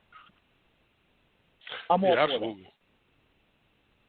I just don't think you can give up a 25-year-old quarterback in his prime coming in. You have to get him at any cost possible. And that's how you build. You build around him. Hey, bro, thanks for calling in. I appreciate it, bro. You have a good night, all right? You got it, guys. I'll see you later. Have a good night. You the man. Yep. Hey, Prime Time, Tyson. One more thing though that nobody's really thinking about. If we go the route that you want to go, Prime Time, I do like the moving back part. I really do like that. If we're not going to get Deshaun Watson or we decide not to get one of these quarterbacks and moving back, but so basically we'll be the Colts. You understand what I'm saying? Like the Colts have a solid, ready to win now team without a quarterback. You understand that? That's something that I think everyone is scared of. But I do agree with taking those kids at 2. I could say I'll be comfortable with Fields at 2, but I would not be comfortable with Wilson at 2. And King could be a star. I was going to say, kind of chiming off of what Anthony was just saying, I would love the idea if we could somehow drag this thing out, to the draft or even beyond it, and somehow, work with that number 2 pick, stockpile some more picks, and then kind of deal from that to get Deshaun Watson. I'd be all about that. If they can turn that number 2 pick into, some extra firsts or seconds, trade back multiple times, stockpile picks that way, and then you're dealing from those picks, I'd be all about that. Yeah, absolutely. Well, you just don't, we don't want. I know Houston doesn't want to be like us, where you trade a good player after the draft, which absolutely helps you in no kind of way. And they get rid of Deshaun Watson, they're definitely gonna have to make a decision on what they need to do ASAP. So, like I said, man, it's gonna be a lot of shit going on. But I still hope we get Deshaun Watson. But if not, man, moving back, we know we're getting an extra first-round pick. So you could actually really, really build this team up. But I don't want to be the coach. I don't want to be a great team ready to win without a fucking quarterback. You know what I'm saying? Like, you look at the Colts, they're solid in every avenue but their quarterback position, the most important position on the field. And that's why they're at home right now. That's why they, couldn't get it done because they didn't have that position, solidified. So, which they did, but, their quarterback retired. So, it goes to show it's so many different scenarios and so many different aspects of how this can play out you know, whatever we do next is going to be really important. We got the coaching hire right. Let's make sure that we do everything after this correct, so we can build this team in the right way and get abundance of talent. That's what we're lacking, is talent and skilled players. So it would be nice, man, to be able to get, you know, a running back, a tight end, and a receiver all in the first 2 rounds, man, that could come in and make an impact from day one and give whoever our quarterback is some weapons, man. That shit would be amazing. Plus, pick up a guy like Allen Robinson in the free agency, man. Man, could you imagine how good this team could be? And, like, at the end of the day, we're going to have about $100 million in cap money, because we're going to get rid of some players as well. But then we got to re-sign some players. We got to sign Marcus Bay. You got to decide what you're going to do with Poole. You know what I'm saying? You know, you got to decide. It's a couple of guys on the offensive line that you're going to bring back if you choose to. If not role players, but you know, the kid that we got from Minnesota. You know, we got to decide if you want to bring him back. So it's a lot to be done. It's a lot to still get accomplished. But I still think that Deshaun Watson, hands down, man, 3 first-round picks should get it done. I think that should get the deal done. I really do. I just think that anything Houston doing other than that, they're just trying to be an ass. And, you know, if they did trade him to Miami to get their pick back, man, you know that's worse than the butt fumble, man. You'll never get past that shit. They'll never be able to live that down, bro. You couldn't. How could you, bro? How could you live that down? Well, you know what, man? We traded can we get our pick back? You know, what's the movie where my man plays the GM? He said, I want all my picks back. And I want Putnam, goddammit. I want Putnam. Because I feel like it. Yeah, draft day with Kevin Costner, right? Yeah, absolutely, yes. You know what I'm saying? Just because I feel like it. Yeah, man. That's what Houston will be doing, trying to get their pick back from Miami. Oh, back to the phones we go. Man. We got Afram out in North Jersey. Afram, what's going on? Wow. What's going on, bro? Just nonstop. I barely could fall asleep during the wait from all the screaming. Oh man, yeah, it's fun tonight. It's fun tonight. What's going on, bro? What do you think, man? How you feeling? Well, of course I want to. I would love a chance at Deshaun. To put it, I think 3 number ones is the value. Based on previous picks, and they brought this up in many media talk shows. There's a value for each pick, where the pick, what kind of position, and that's why you got 2. I think you got 2 for Tutu, you had 2 for Mack, you had 2 for Jalen Ramsey. Because they fell into that where they got picked with Watson, it's 3. And I would give them 3. I would span it out to over 3 years. That would, and maybe a third rounder next year, something to that effect. But I can't go more than that. I think they can do it. You also have to look at the fact if you give up a lot and you're giving up players too. Now you got to look at Watson's look. He says, then what team am I inheriting here? Am I going to have to now do this for another 2-3 years before anything good happens? Exactly. Yep. At his point, Watson was 8.7. 3 other guys that ever did that. Go ahead. Yeah, you're starting to break up there. I couldn't hear you. How about now? Yeah, now you're good. Yeah, you sound better now. Yeah. Okay. So he averaged 8.7 yards a throw, and it said that the 3 previous quarterbacks, the only 3 other quarterbacks that did it was Montana, Young, and Breeze, and they all won Super Bowls that year. So you can have nice stats, but without a full team, you're not going anywhere. And that brings up to prime time thing. You build around the quarterback. You build around the team, around the picks. You have to put a full team out there. You have to put 11 solid guys on both sides of the ball. As far as the draft, right now, everyone, there's so many options. That's the great part of this whole discussion. There's just so many options that we have now versus previous years, right? You can talk about so many different things. Now Watson's in play possibly.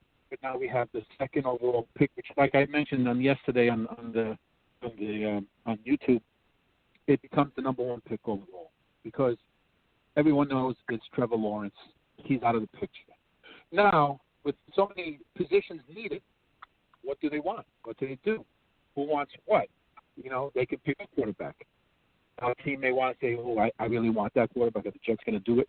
You've noticed there's absolutely no talk out of Jets camp, which is the same thing they had no talk when they were doing the interviews. So all his guys, Douglas's guys, are keeping their mouth shut, which is great. There's absolutely no leaks going. So they're not showing any courage because there's so many scenarios you can do at the number 2 pick. You can go right to Miami and say, hey, I'm really interested in Sewell. Maybe they're interested in Sewell. And I'm interested in the wide receiver. They don't know if it's going to fall, but Jets can take it. Jets need so many different positions, high-level positions. They can go drop down 1 or 2 or 3 spots, not fall below 5 at some point, because if let's say they get an extra pick, they trade their pick, so Miami wants to solidify, they want to get Sewell or they want to get the wide receiver Chase or yeah. Even though there's not really a consensus like number 2 pick yet. I mean, some people think it could be Fields, it could be Zach Wilson, it could be Sewell, it could be Devontae Smith. Usually, after all the workouts are done and teams do their scouting and their evaluations, you're going to have some teams within the top 10 who have somebody in mind that they want to trade up and go get. And that's why I think that number 2 pick is so valuable. Like we were just saying with the last call, if there was some way to get through this draft or at least hold on to that number 2 pick and deal, 3 other picks, deal the Seattle picks, deal, your first rounder next year, throw in, a second rounder or something like that, throw in Sam. If there's a way to work off that number 2 pick, trade down multiple times, then I'm fine, trading whatever you want for Deshaun Watson because you're building a plethora of picks off that number 2 pick. Yeah, if you say multiple times, doesn't mean you're dropping down to 15 or 16. You can drop down to 4 to 5. That's multiple times, and still get a few extra picks that on a second rounder or next year's. There's just so many options. And this is what's so exciting about this is that we never had this type of discussion in how many years. That we've got so many options we can do. We're holding the cards anyway. Which is sure to make for a lot of chaos over the next few weeks. So we appreciate your call, Apple. We got a bunch of people on hold, so we got to let you go, but appreciate it, man. Take care. See you guys soon. Bye. Have a good call. Have a good night, man. Good night, bro. Yeah. All right, so moving right along, we got Mike in Jersey City. Should probably bring Tyson back on for this one. Sure to be some fireworks. Mike, what's going on, man? What's going on, Mike? What's up, guys? How you doing? How you feeling, man? I'm all right. There's been some good calls, real good calls. So definitely, man. How you feeling about the Deshaun Watson situation? Yeah, but to look, if you're a Jet fan and you don't consider Deshaun Watson to be your first option among all the options that have so far presented themselves in a way, then you need to stop watching football. But with what Dan said, him giving all of those, the past scenarios with Dan Marino, they were good. I appreciated them. But so he used Quinnen Williams as his example in potentially giving up Deshaun Watson, and then the 4-1s, and whatever it is. So, look, I understand what he's saying. You go out and you get your quarterback, right? And I think it's safe to say if you get Deshaun Watson, then the free agents are going to be flocking towards us, right? You already see on Twitter Allen Robinson essentially pushing for his fairy tale of him coming here with Deshaun Watson, right? You got people left and right every morning on these shows, Get Up, Undisputed, but yada, yada, yada. Brian DeMarco just said he wants Deshaun Watson in New York, right? Let's not kid ourselves here. You get that guy, and the free agents are going to come flocking. But if you give something I think automatically Q Will, Mekhi Becton, Marcus May are off the board, right? So let's say we do. We give him Q Will. Well, May's a right? free agent. What? Yeah, May is a free agent, but I think we should re-sign him. But you give him Q Williams well, there goes our run defense and any sort of like interior alignment that was able to get pressure, right? So if we're looking, I'm sure we've all watched the playoffs so far, right? And the two teams that are in the Super Bowl right now, their defenses played lights out. Well, not necessarily the Tampa. I mean, they did enough to go to the. But look at what the. You could argue that the defense was almost more impressive than the Chiefs' offense. I mean, they literally at the end of the game, Stephon Diggs was like 7 catches for like 25 yards or whatever it was. I mean, let's not kind of shy away from what gets us to Wait a minute. Right? Wait. What are we talking about here? Like, I don't understand what the hell we're talking about here. What am I talking about? You're talking about something now you're worried about the fucking defense? Our offense has been light years behind the NFL for 10 years. Like, get the quarterback, you have an offense here, and your defense, your coach is a guy that just did smoke and mirrors with a 49ers team that lost every prominent star, and they're still a top 5 defense. So I'm not worried. So if we lose Quinn Williams, so be it. You replace him. Well, I don't think people should be surprised if, like, so say we don't get Deshaun Watson, right? Okay? My personal thing is I'd castrate myself if we fucking draft Wilson at 2. I don't know why fucking people want fucking Josh Rosen's little fucking brother, all right? That's the fucking truth. And so I'll castrate myself if we fucking draft him at 2. And like Fields, like if this and this, it should be Deshaun Watson 1, Stafford 2, keep Darnold 3 in that order, okay? Because let me tell you, you're just talking about defense. This draft is absolutely loaded. This draft is absolutely loaded. It would be criminal to fucking waste 2 on fucking Wilson when you could go out and get Devontae Smith or one of these high-profile players that are going to instantly change your team on day 1. Okay, or you capitalize, trade back, and you get more and more and more picks because the truth is, he needs to implement a 4-3 defense. So I don't know why people are going to be, like, surprised if we do go down that route because now he needs to transform the defense, right? You also have free agency. You want to get Shaquille Barrett. I'd love Shaquille Barrett. But we need players. We need players. And so, yes, I want Deshaun Watson, but not at the expense of subtracting players, especially players like Q Williams. Like that's my whole thing with what Dan said. And I'm so anti Zach Wilson. Like, please, I'm sorry. Don't sit there and tell me nobody freaking knew about this kid. We only started knowing about this kid once we were outside of the Trevor Lawrence sweepstakes. I'm so against this kid. BYU and Tyson, you compared BYU to USC? Oh, my God. Come on. No, what I'm saying is everybody all of a sudden is like, oh, BYU is not a great quarterback school. What exactly is USC giving us? We have Sanchez and Darnold, 2 guys that haven't done shit. And there's a lot of schools that have a history of not producing good quarterbacks. Ohio State, the same one. Why is nobody talking about Ohio State and the history of that? Dwayne Haskins just did that. But my question for you is, play teams like University of Houston.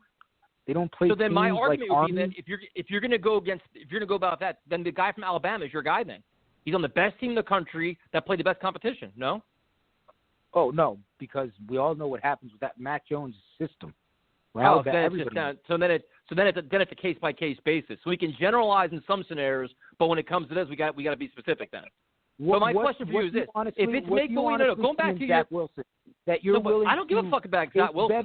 My question for you is this: you're telling me if it's a make or break, if the deal breaker is Quinn Williams, you're going to say, you know what?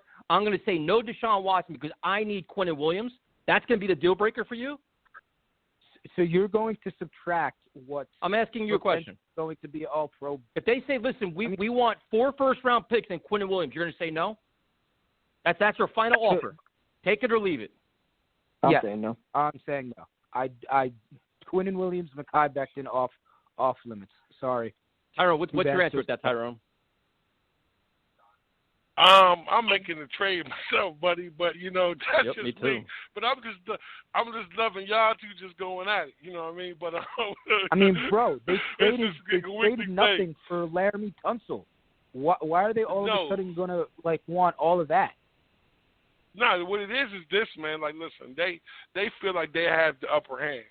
but they don't want to look. They don't want to look stupid, bro. They're gonna look stupid letting this guy out the door. Period. But he already wants to go. He just shows the lack of dysfunction in the organization. All right, Mike. Wait, but Tyrone. But Mike, how about this?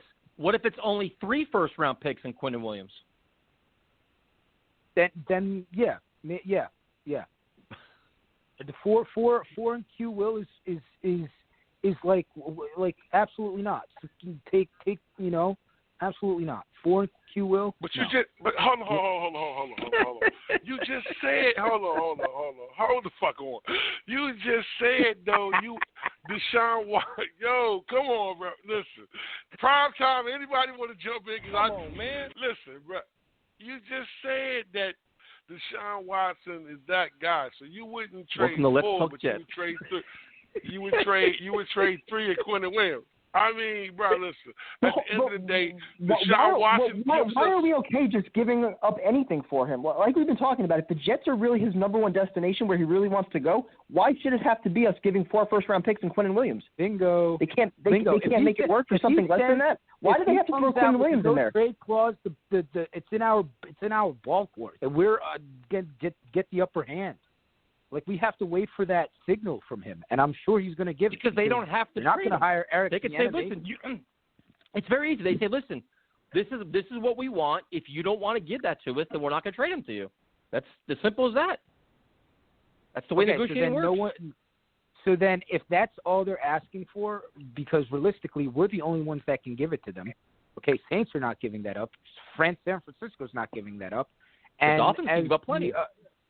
Who? The Dolphins? No, they're not. Like that caller had that good point. They're just going to go and give Dolphins so they can get back what they lost already. It's a whole new front office. You think they give a shit? It's a new front office. They don't care about what happened in the past.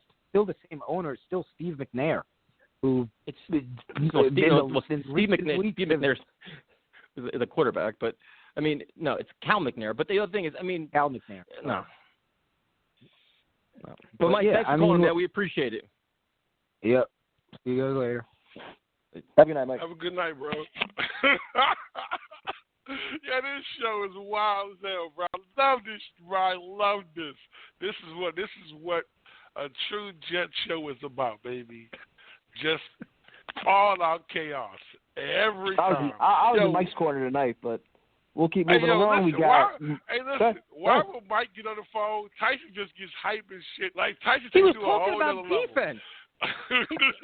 He was talking about, like, well, you got to win with defense in the NFL, with defense. We've watched shitty offense for a fucking decade. Like, I don't give a fuck about defense right now.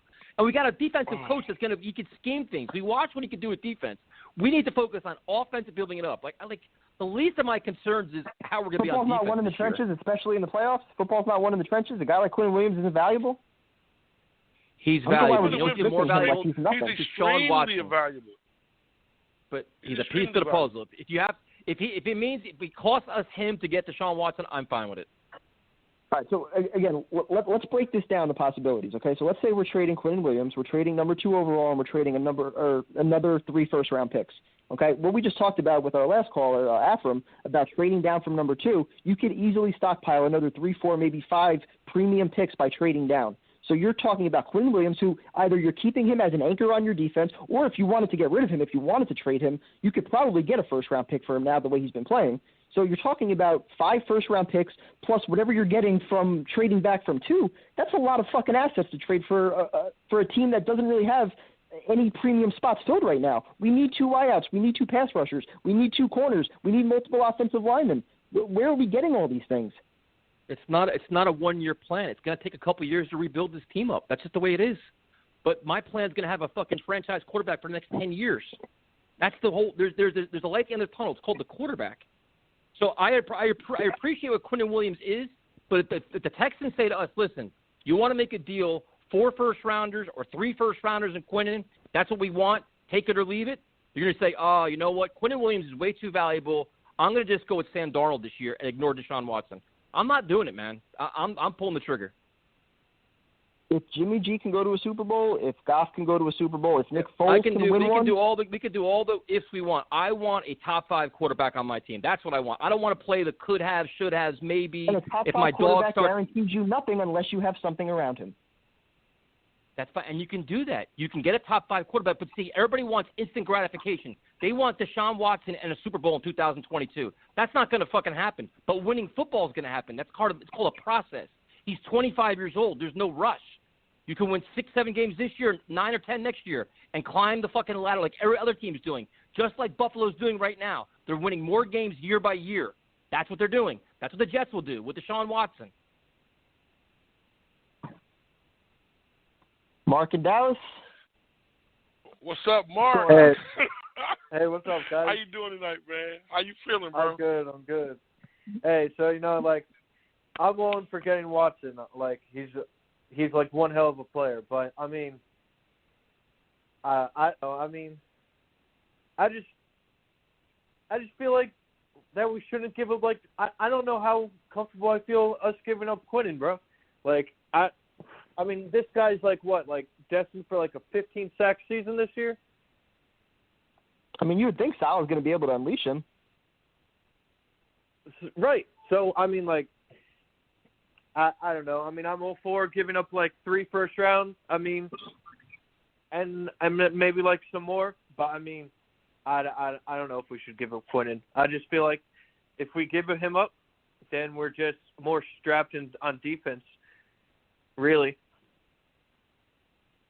Yeah, no, I mean, you still have to replace him. And, again, you're going to be trying to replace him along with still finding other pass rushers, other corners, receivers, offensive linemen, and you're going to be working with significantly less resources. I get it. We have cap space. I get it. We're going to have, plenty of mid-round picks, and it's not just, a 2 or 3 year rebuild, but you're taking away a lot of premium assets. And to act like we can't build a winner by just, working with these draft picks that we have right now, we can't form a foundation that way with all the holes we have. There are multiple ways to build this winner, and giving up the farm for Watson, I don't think that's it, at least not for the Jets. The Dolphins can do that. The Niners can do that because they have a lot of pieces in place. I totally agree. I don't think Quinnen Williams is. I don't think Quinnen Williams is going anywhere. I think that they'll use that as a piece, but that moves a first round pick. I mean, if you're giving, if you're giving up 4 first rounds of Quinnen Williams, you're giving up 5 first round picks. They're not going to do. Joe Douglas is not going to do that. So they might ask for Quinnen Williams just to negotiate their stance on what they want. I mean, if they're getting Quinnen Williams, they're probably only getting 2 first round picks. Period. So I understand prime time what you're saying. You fix nothing by subtraction, but at the same time, if you trade in 2 first rounds and Quinnen Williams to get someone of Deshaun Watson's caliber, then I think you have to be realistic and say I'm going to make that move because that's the move that's best for this organization. My thing is, like, why is Quinnen Williams all of a sudden like catapulted into these conversations? Like, what bro, did this guy do? His talent, bro. His talent, I bro. know, He's really but starting I mean, to show. We can offer James Morgan. Why not? Why don't I mean?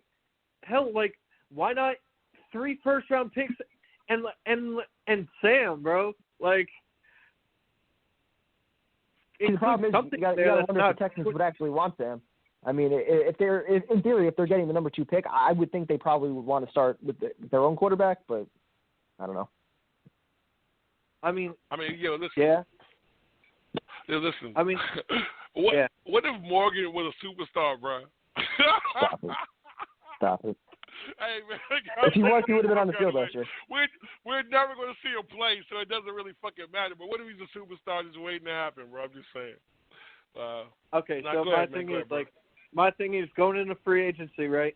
If we land Watson, it's a different story. But I mean, like, if we land Watson, obviously guys are going to want to come here. I mean, Allen Robinson probably is going to want to come here. I mean, he's already liked. I mean, I don't know if you guys seen all the stuff that he's liked of us on Twitter if Watson comes here. But I mean, it's going to be interesting. It's going to be interesting. I don't know. Well, I mean, we'll see. Well, Mark, great call, man. Good talking to you. Yeah. Have a good night, bro. Have a good night. All right, we got John out in Lakehurst up next. John, what's going on, man? What's going on, guys? Everybody's tripping tonight. What's going on with this? I have no idea. Prime time. You were sick last week. I was trying to come at you. So, and Mike from wherever Mike's from, but man, he's waffling. I'm bringing the Aunt Jemima because he needs a lot of syrup. What's he talking about defense? For real. And the other guy, he's like, if I was involved with this trade scenario, it'd be a problem for everybody. What is all this if? If my aunt had balls, she'd be my uncle. I don't understand what's going on here. Like, what are we talking about? I'm going to defend Mike a little bit because I'm not going to completely dismiss defense, especially when you're talking about January in the playoffs. Like, I'm not completely dismissing, having defensive pieces here. If you're trying to overtake the Chiefs, you're trying to overtake the Bills. Unless you're building an offensive powerhouse that's better than what they already have, you got a lot of work to do. You're going to need defense. You're going to be able to win in the trenches. Winning's important to that. I agree with you're going to need defense prime time, but you take away Aaron Donald, right? And you take away Golf. And then you put in Watson. Do they win that Super Bowl? Is that Super Bowl like 10-7 or whatever? Man, you're tripping.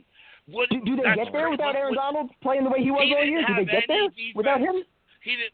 Well, it's not about whether they would get there, but Quentin Williams is not Aaron Donald. How is it not about whether they would get there? He was a major factor that entire season. You're talking about a defensive tackle is going to make or break the situation of getting Deshaun Watson or not. We don't even know what that's like never. If you factor him in plus another 4 first-round picks, you don't think that's given up too much? All right, here, another question. Deshaun Watson is on our team last year, and Quentin Williams doesn't play one down. He opts out for the COVID. How many games do we win?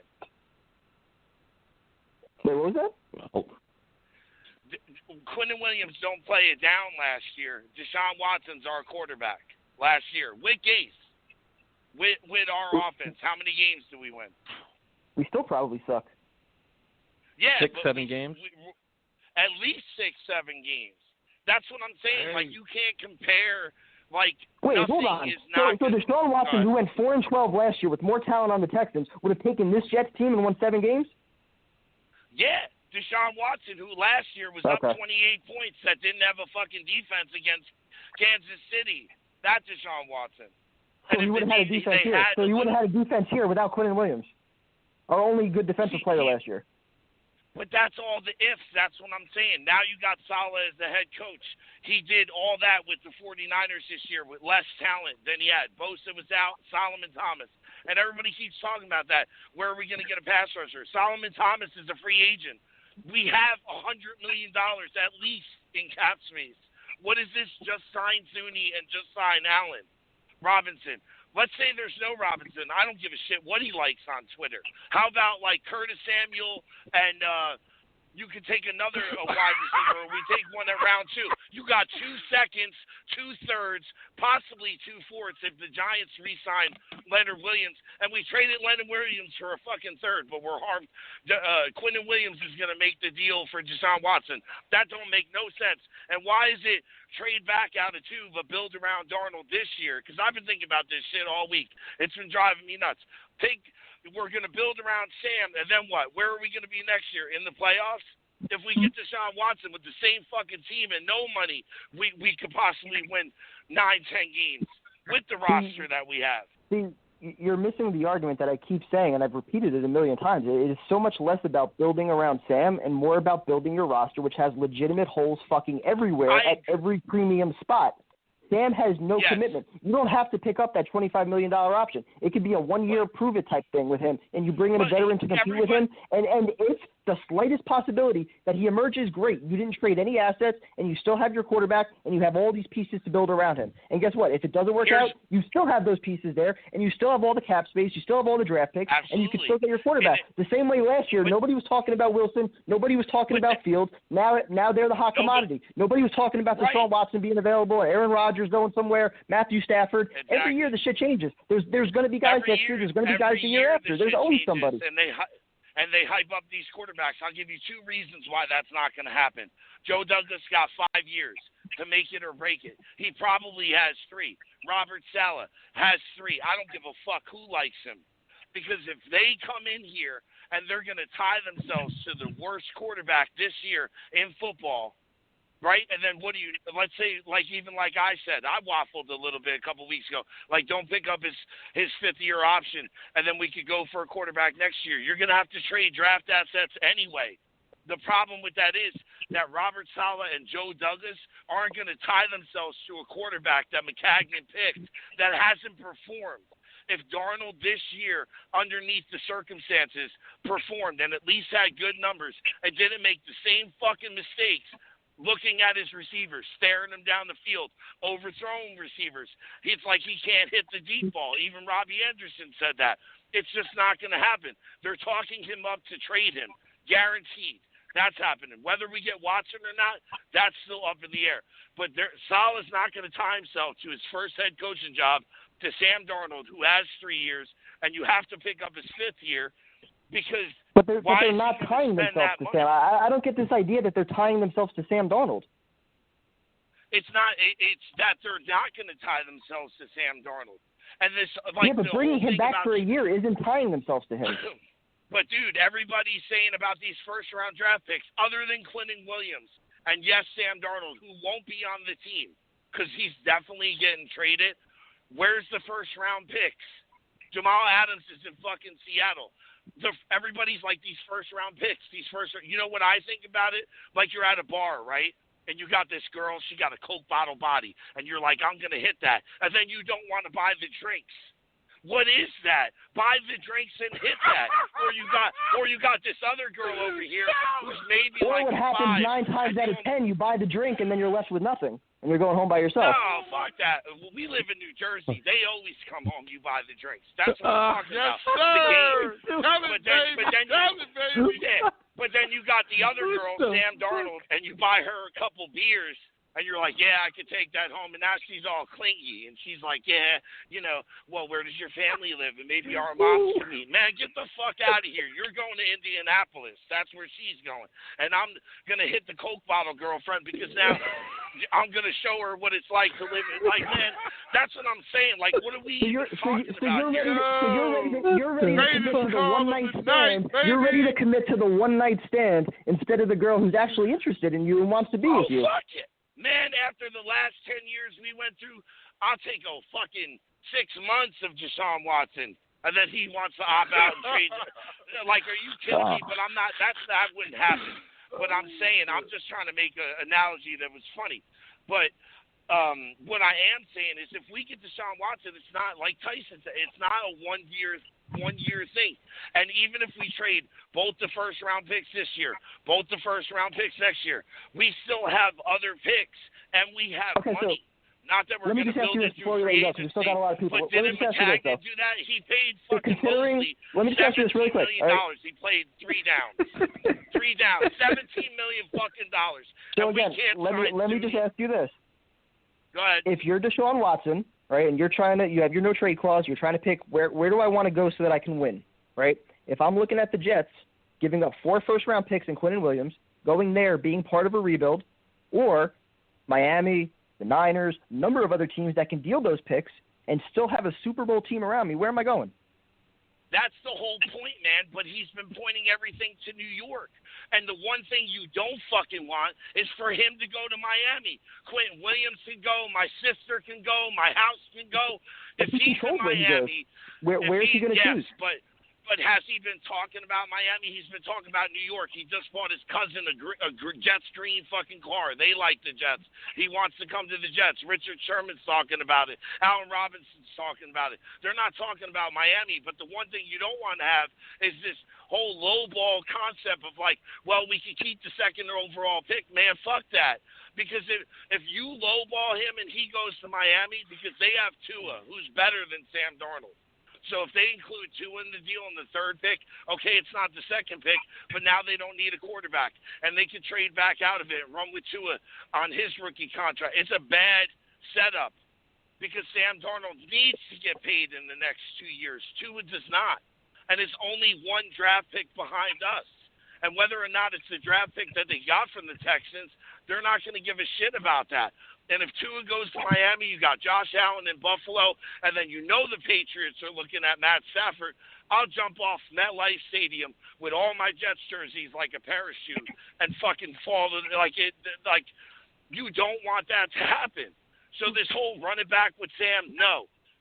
You do whatever it takes to get Watson in the building and want him to come here, and then he doesn't leave because other players will want to come here to play with him, and we have enough money to do that. Yes, you don't build your free agency, you build your draft, but that's not what the option is this year with the whole COVID and everything. There's no fucking combine. We don't even know what we're getting. They're all out. This is the best year to do that. We get a proven commodity. We could spend that $100 million, get Thuney, Zeitler to be at right guard from the Giants because they can't fucking pay him. You could either get Allen Robinson or not. I don't give a shit because I'll take Curtis Samuel and Galladay from the Lions. There's all these teams that can't pay, and we're loaded still with draft picks. I don't understand about hanging on to the first-round draft pick. Is there that much talent, or is there more talent if we had Allen Robinson, Thuney, Zeitler? That's our line with Fant and Becton. And then you pick up another cheap tight end, Njoku, whoever. And then you get Marlon Mack from the Colts. Like, you know what I'm saying? There's money to be. But this whole idea, I know, I'll let you guys go, but the whole idea that we're only going to be able to sign like 3-4 guys, we did that last year with like $48 million. We have way more dough to spend and way more draft amazing. Amazing fucking call, bro. Hey, fuck the waffle, baby. Amazing fucking call, bro. Get your one night off, bro. Fuck that. Real quick, hey, bro. What is happening to me? Oh my God, amazing call, bro. That was dope. Carlos and Wayne, you are up next. What's going on, Carlos? Hey What's guys, up, Carlos? I'm gonna steal Tyson's line. What are we doing here? I don't know. Honestly, I'm gonna reiterate my point from last week. You need a call screener. But I'm probably gonna get on that list. I'm gonna get on that list of people not allowed on because I'm gonna give a good take because I feel I understand what Fireman Ed said about the hamster wheel because I think we've been having the same conversations about this since the end of the season. Get Watson, not get Watson, Fields, Zach Wilson, whatever. Would you consider them hiring Saleh a same old Jets hire? Yes, no? I don't think so. So I'm gonna take a Zen feel here. I'm gonna let Joe Douglas do his job. I'm gonna sit back and have faith in Joe that he knows what he's doing because that Saleh hire, again, is not same old Jets. So maybe Joe does know what he's doing. Maybe he will put the right team, whether it is Watson, whether it is Sam, Stafford, all these other things. Just let him do his job, guys. Because you're going to be arguing the same thing until we're blue in the face for the next how many months. Guys got to relax a bit. No, it's not. I completely agree. Whether, they end up trading a ton of shit for Deshaun Watson at the end of the day, if he's wearing green and white, yeah, I'm going to embrace it. If they draft a kid, even though that's not my preference to start over with the rookie quarterback, I would embrace the kid. Same way I'd embrace Sam coming back, or, if they got Stafford, it would probably take me a little bit to embrace that, but I'd eventually come around and I'd embrace that. I trust the leadership that's in place right now, and that's, like you said, that's probably the biggest thing. Having Joe Douglas and Saleh here, especially the process that he went through to hire Saleh, not, really being familiar with him. He sold him on the interview. So I trust the leadership that's here to get it right at this point. It's kind of Carlos, refreshing, what you're telling us. isn't it? Carlos, what you're telling us is we should basically cancel this show to March 17th till free agency starts then, right? Yeah, I guess not. It has been fun, though. To which I need to ask, Primetime, did you get that girl's number from last night? No, I didn't, because any chance I had at spitting game was ruined by the chat. Anytime I looked over at the chat, I couldn't keep a straight face, so... I know, like 50% were playing matchmaker, while 50% were just cock blocking. Carlos, thanks for calling in, man. We appreciate it. All right. Have a good night, bro.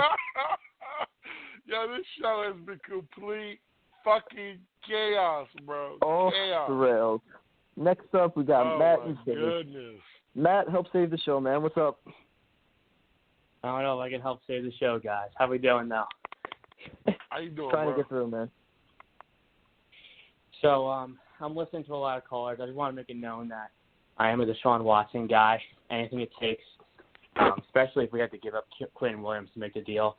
I think the defensive tackle position is very replaceable. All those years when the Jets drafted DT, when everybody was making their offense better and better because it was a passing league, it was just so beyond frustration. So I think it's a replaceable position. Yeah, could he be unleashed with Saleh? Yeah, but it's not going to make or break it. And I think, sorry, I'm out of breath. I was working out, and the show's getting me all hyped up here. But I want to pose a question to Tyson real quick. You there, Tyson? Yep, of course. If you had to pick one quarterback, Sam Darnold or Mark Sanchez, which one are you going with? What's the scenario? Just you have you're compiling a roster full of Jets, and those are the only two you can pick from. Starting their career. Starting what? Starting with their first year in football? Yeah. Sam Darnold. So I think that pretty much proves Primetime's point, because if you build around Sam, all right, so Sanchez gets us to the AFC Championship, but you're picking Sam Darnold over him. Wouldn't you want to get to more AFC Championships? You said when you evaluate where those two quarterbacks were, if they're both in the same plane, being the first pick in the draft, I think almost everybody would take Darnold over Sanchez. The comparison you should be asking me is, do I want Watson or Darnold? And it's Watson. No, obviously I want Watson too. Watson's a top 5 quarterback in football. I don't know what Sanchez has to do with this. It has everything to do with it, because you're so against. Then your question to me should be, do I want Justin Fields or Sam Darnold on day one of my contract? That should be the question you're asking me then. No, I'm asking a hypothetical, because Mark Sanchez, was a game manager that got us to the AFC Championship, and I think Sam Darnold's more talented. And if we build around Sam Darnold, I don't see why we can't get back there. So then why do you want Deshaun Watson? Because Deshaun Watson's top 5 in football. That shouldn't be. You just said if you build around Sam Darnold, you can win with him. If the whole goal in the NFL is winning, then why would you go for Deshaun Watson? You keep Sam Darnold, the guy that you can win with, and you get all the draft picks around him and use everything. That's why I led off with my call. I led off saying Deshaun Watson first, because he's top 5. You're asking me questions. I'm asking you back questions, so you can answer them. So if you can win with Sam Darnold, you just got to build around him. Then why don't you do that? Instead of wasting 4 first-round picks, which are so valuable, all these things, you keep all them and win around the quarterback that you think you already have here. Why not do that? Because it's my first option, it's my second option. They all have options in the Jets. They have scenarios that might happen. Robert Saleh saying, number 1 on the whiteboard, Deshaun Watson. Number 2, build around Sam. All right? And then number 3, draft a quarterback at number 2. We don't even know if number 2 is. We don't know if number 2 is built around Sam. It could be Matt Stafford for all we know. I'm saying to you, though, I think a very good option would be to build around Sam. And all year you crushed this kid, but then you would take him over Mark Sanchez in a total hypothetical that got us to the AFC Championship. So I'm saying we have 19 picks and 2 seasons coming up. At what point was Mark Sanchez a top 5 quarterback in the NFL? Well, at what point was Mark Sanchez a top 10 quarterback in the NFL? But that's the point, though. You can win without having a top 5 quarterback.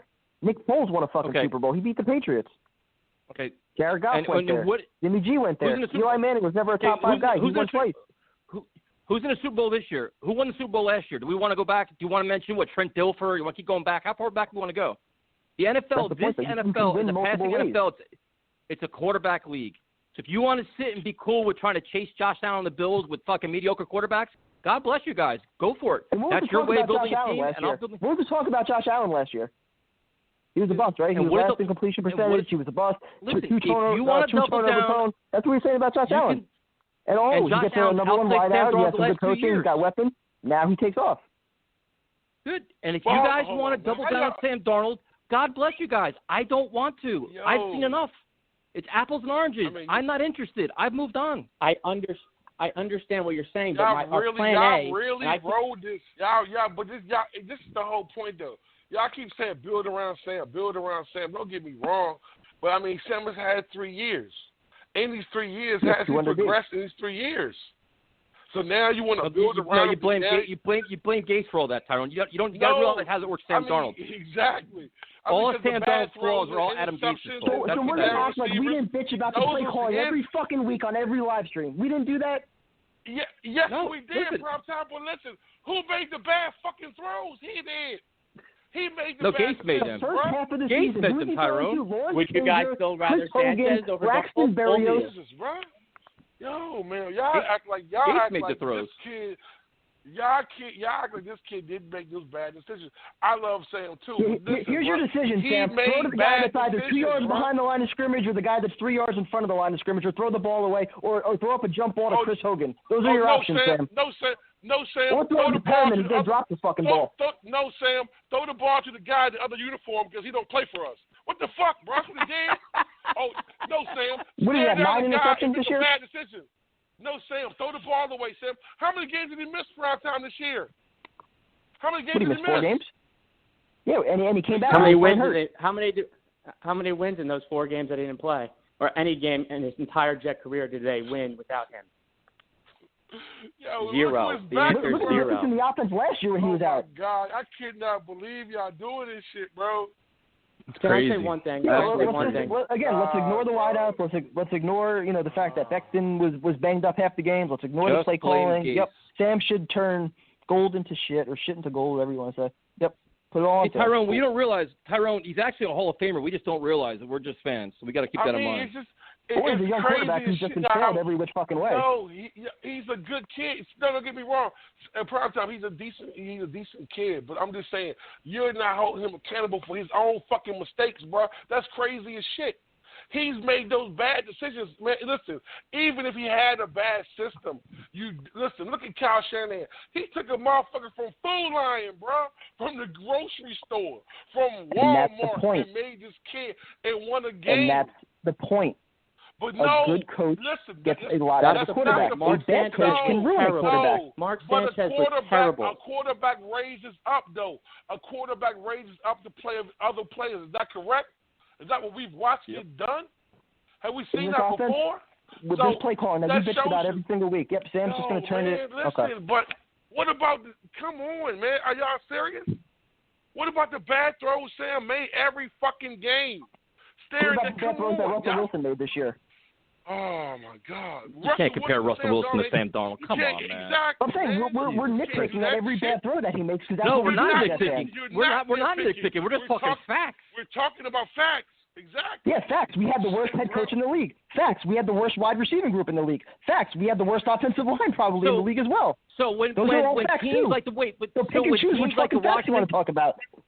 When guys come off the practice squad with almost no practice and throw for 250 yards and Sam can't break 200, that's just blame it on Gase. We have guys, practice squad guys getting signed off the street playing better than Sam, who's been in the fucking whole season. Come on, man. This excuse making insane. Tyson, we gave Mark Sanchez everything, and we gave nothing to this kid, Sam Darnold. You just told me you would take Darnold over Sanchez because obviously Darnold's more talented. All I'm saying is that means nothing. What does Mark Sanchez have to do with this? Plan B. Let's deal with it right now. Here's your question you got to ask me. Today is January 26th. Do I want Sam Darnold or Justin Fields? I want Justin Fields. I want pretty much anybody other than Sam Darnold because I'm ready to move on. Like, I've seen enough. I'm not doubling down. I'm not going to say, let's just try it one more year and see what happens. I don't want to do that. I've seen enough. You guys want to buy in? That's great. That's cool. Everybody has their own way to look at shit. Completely fine with that.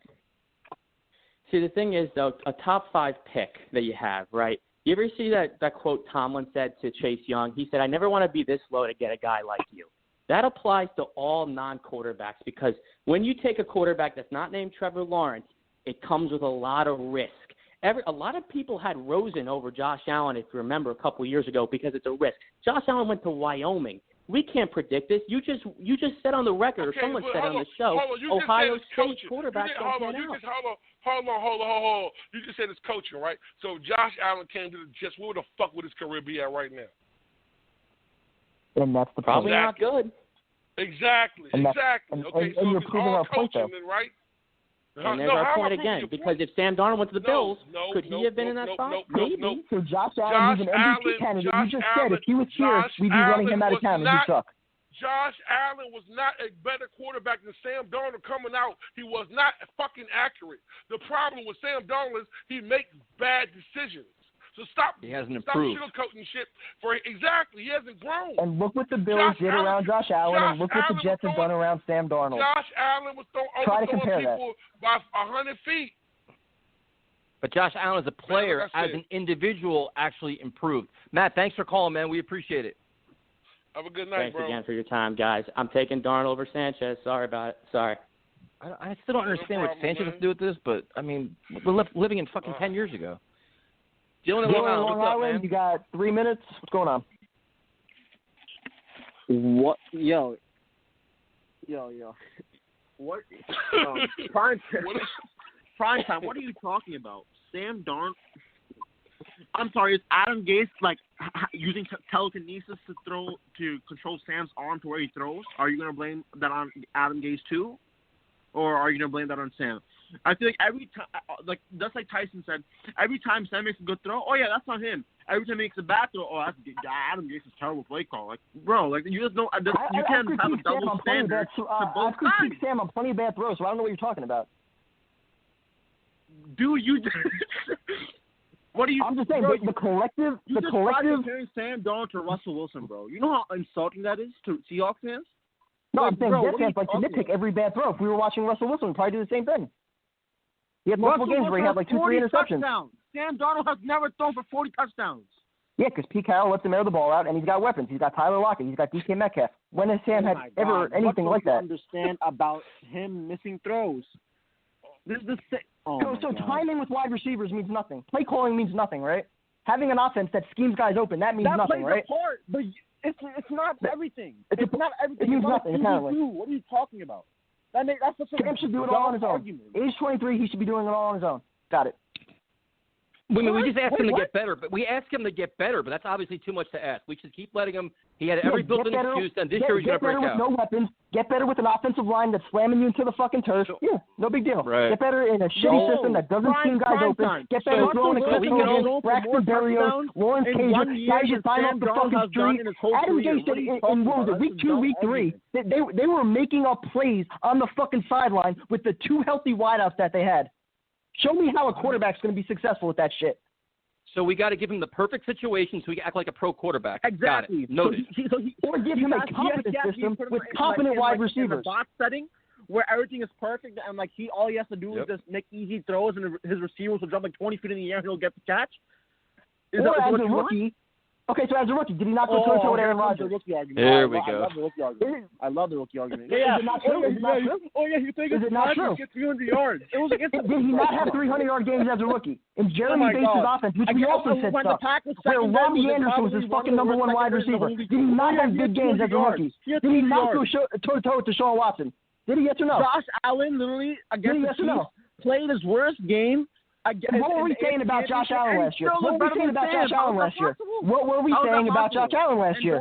Every single Jet fan said he sucked. Every single Jet fan said Sam Darnold was better than Josh Allen. We made out in that draft. Oh, my God. Now look where Josh Allen is. Because he's been coached up. Because he has a number 1 wideout. Because he has talent around him. And guess what? He's still fucked up. He's still careless with the football sometimes. But guess what? He's in an offense that's here to what he does well. He's allowed to run the ball. He does RPO. He can throw it deep. He's got deep threats. That's what happens when you build around your fucking quarterback. Who's throwing the ball? They develop confidence and they have success. Sam has not one. He has never had one chance here to do that. Not from a talent perspective, O-line, coaching, none of it. He's had none of it. Okay, but whose fault But yeah, is that? this is what he is. He's completely regressed and he can never come back. Whose fault is that? This is what he is. Whose fault is that when he throws into triple coverage? Huh? What are his options, dude? Didn't you listen, I'm not going to completely excuse him if his bad throws. I've acknowledged it. But it's clear he was trying to do too much and he had no confidence. Adam Gase's offense was what it was. We whipped the shit out of it every fucking week. Confidence. Before he had confidence, when he bro, come on, get out of here. That's what do you mean confidence? Yeah, confidence plays a big part in quarterback success. If you're throwing into triple coverage, that means you do have confidence. You don't just throw triple coverage for no reason. That's such a dumb statement. And then I told you I actually donated a super chat saying that Sam Darnold's best game is worse than Josh Allen's worst game. That was true. And then you said, oh yeah, he has weapons, but they were down by 17. What about that? This year? Yes, this last week. Last week, I super chatted you saying that, oh wow, look at that, the Chiefs are clamping up Josh Allen, and this is his worst game. But Josh Allen still had a better game than Sam Darnold has all year, and they were down by 17. So you cannot use the excuse that it was coaching because they were losing, and you cannot use the excuse that he had more weapons because Stephon Diggs didn't do nothing. Well, what is your point then? We got to go.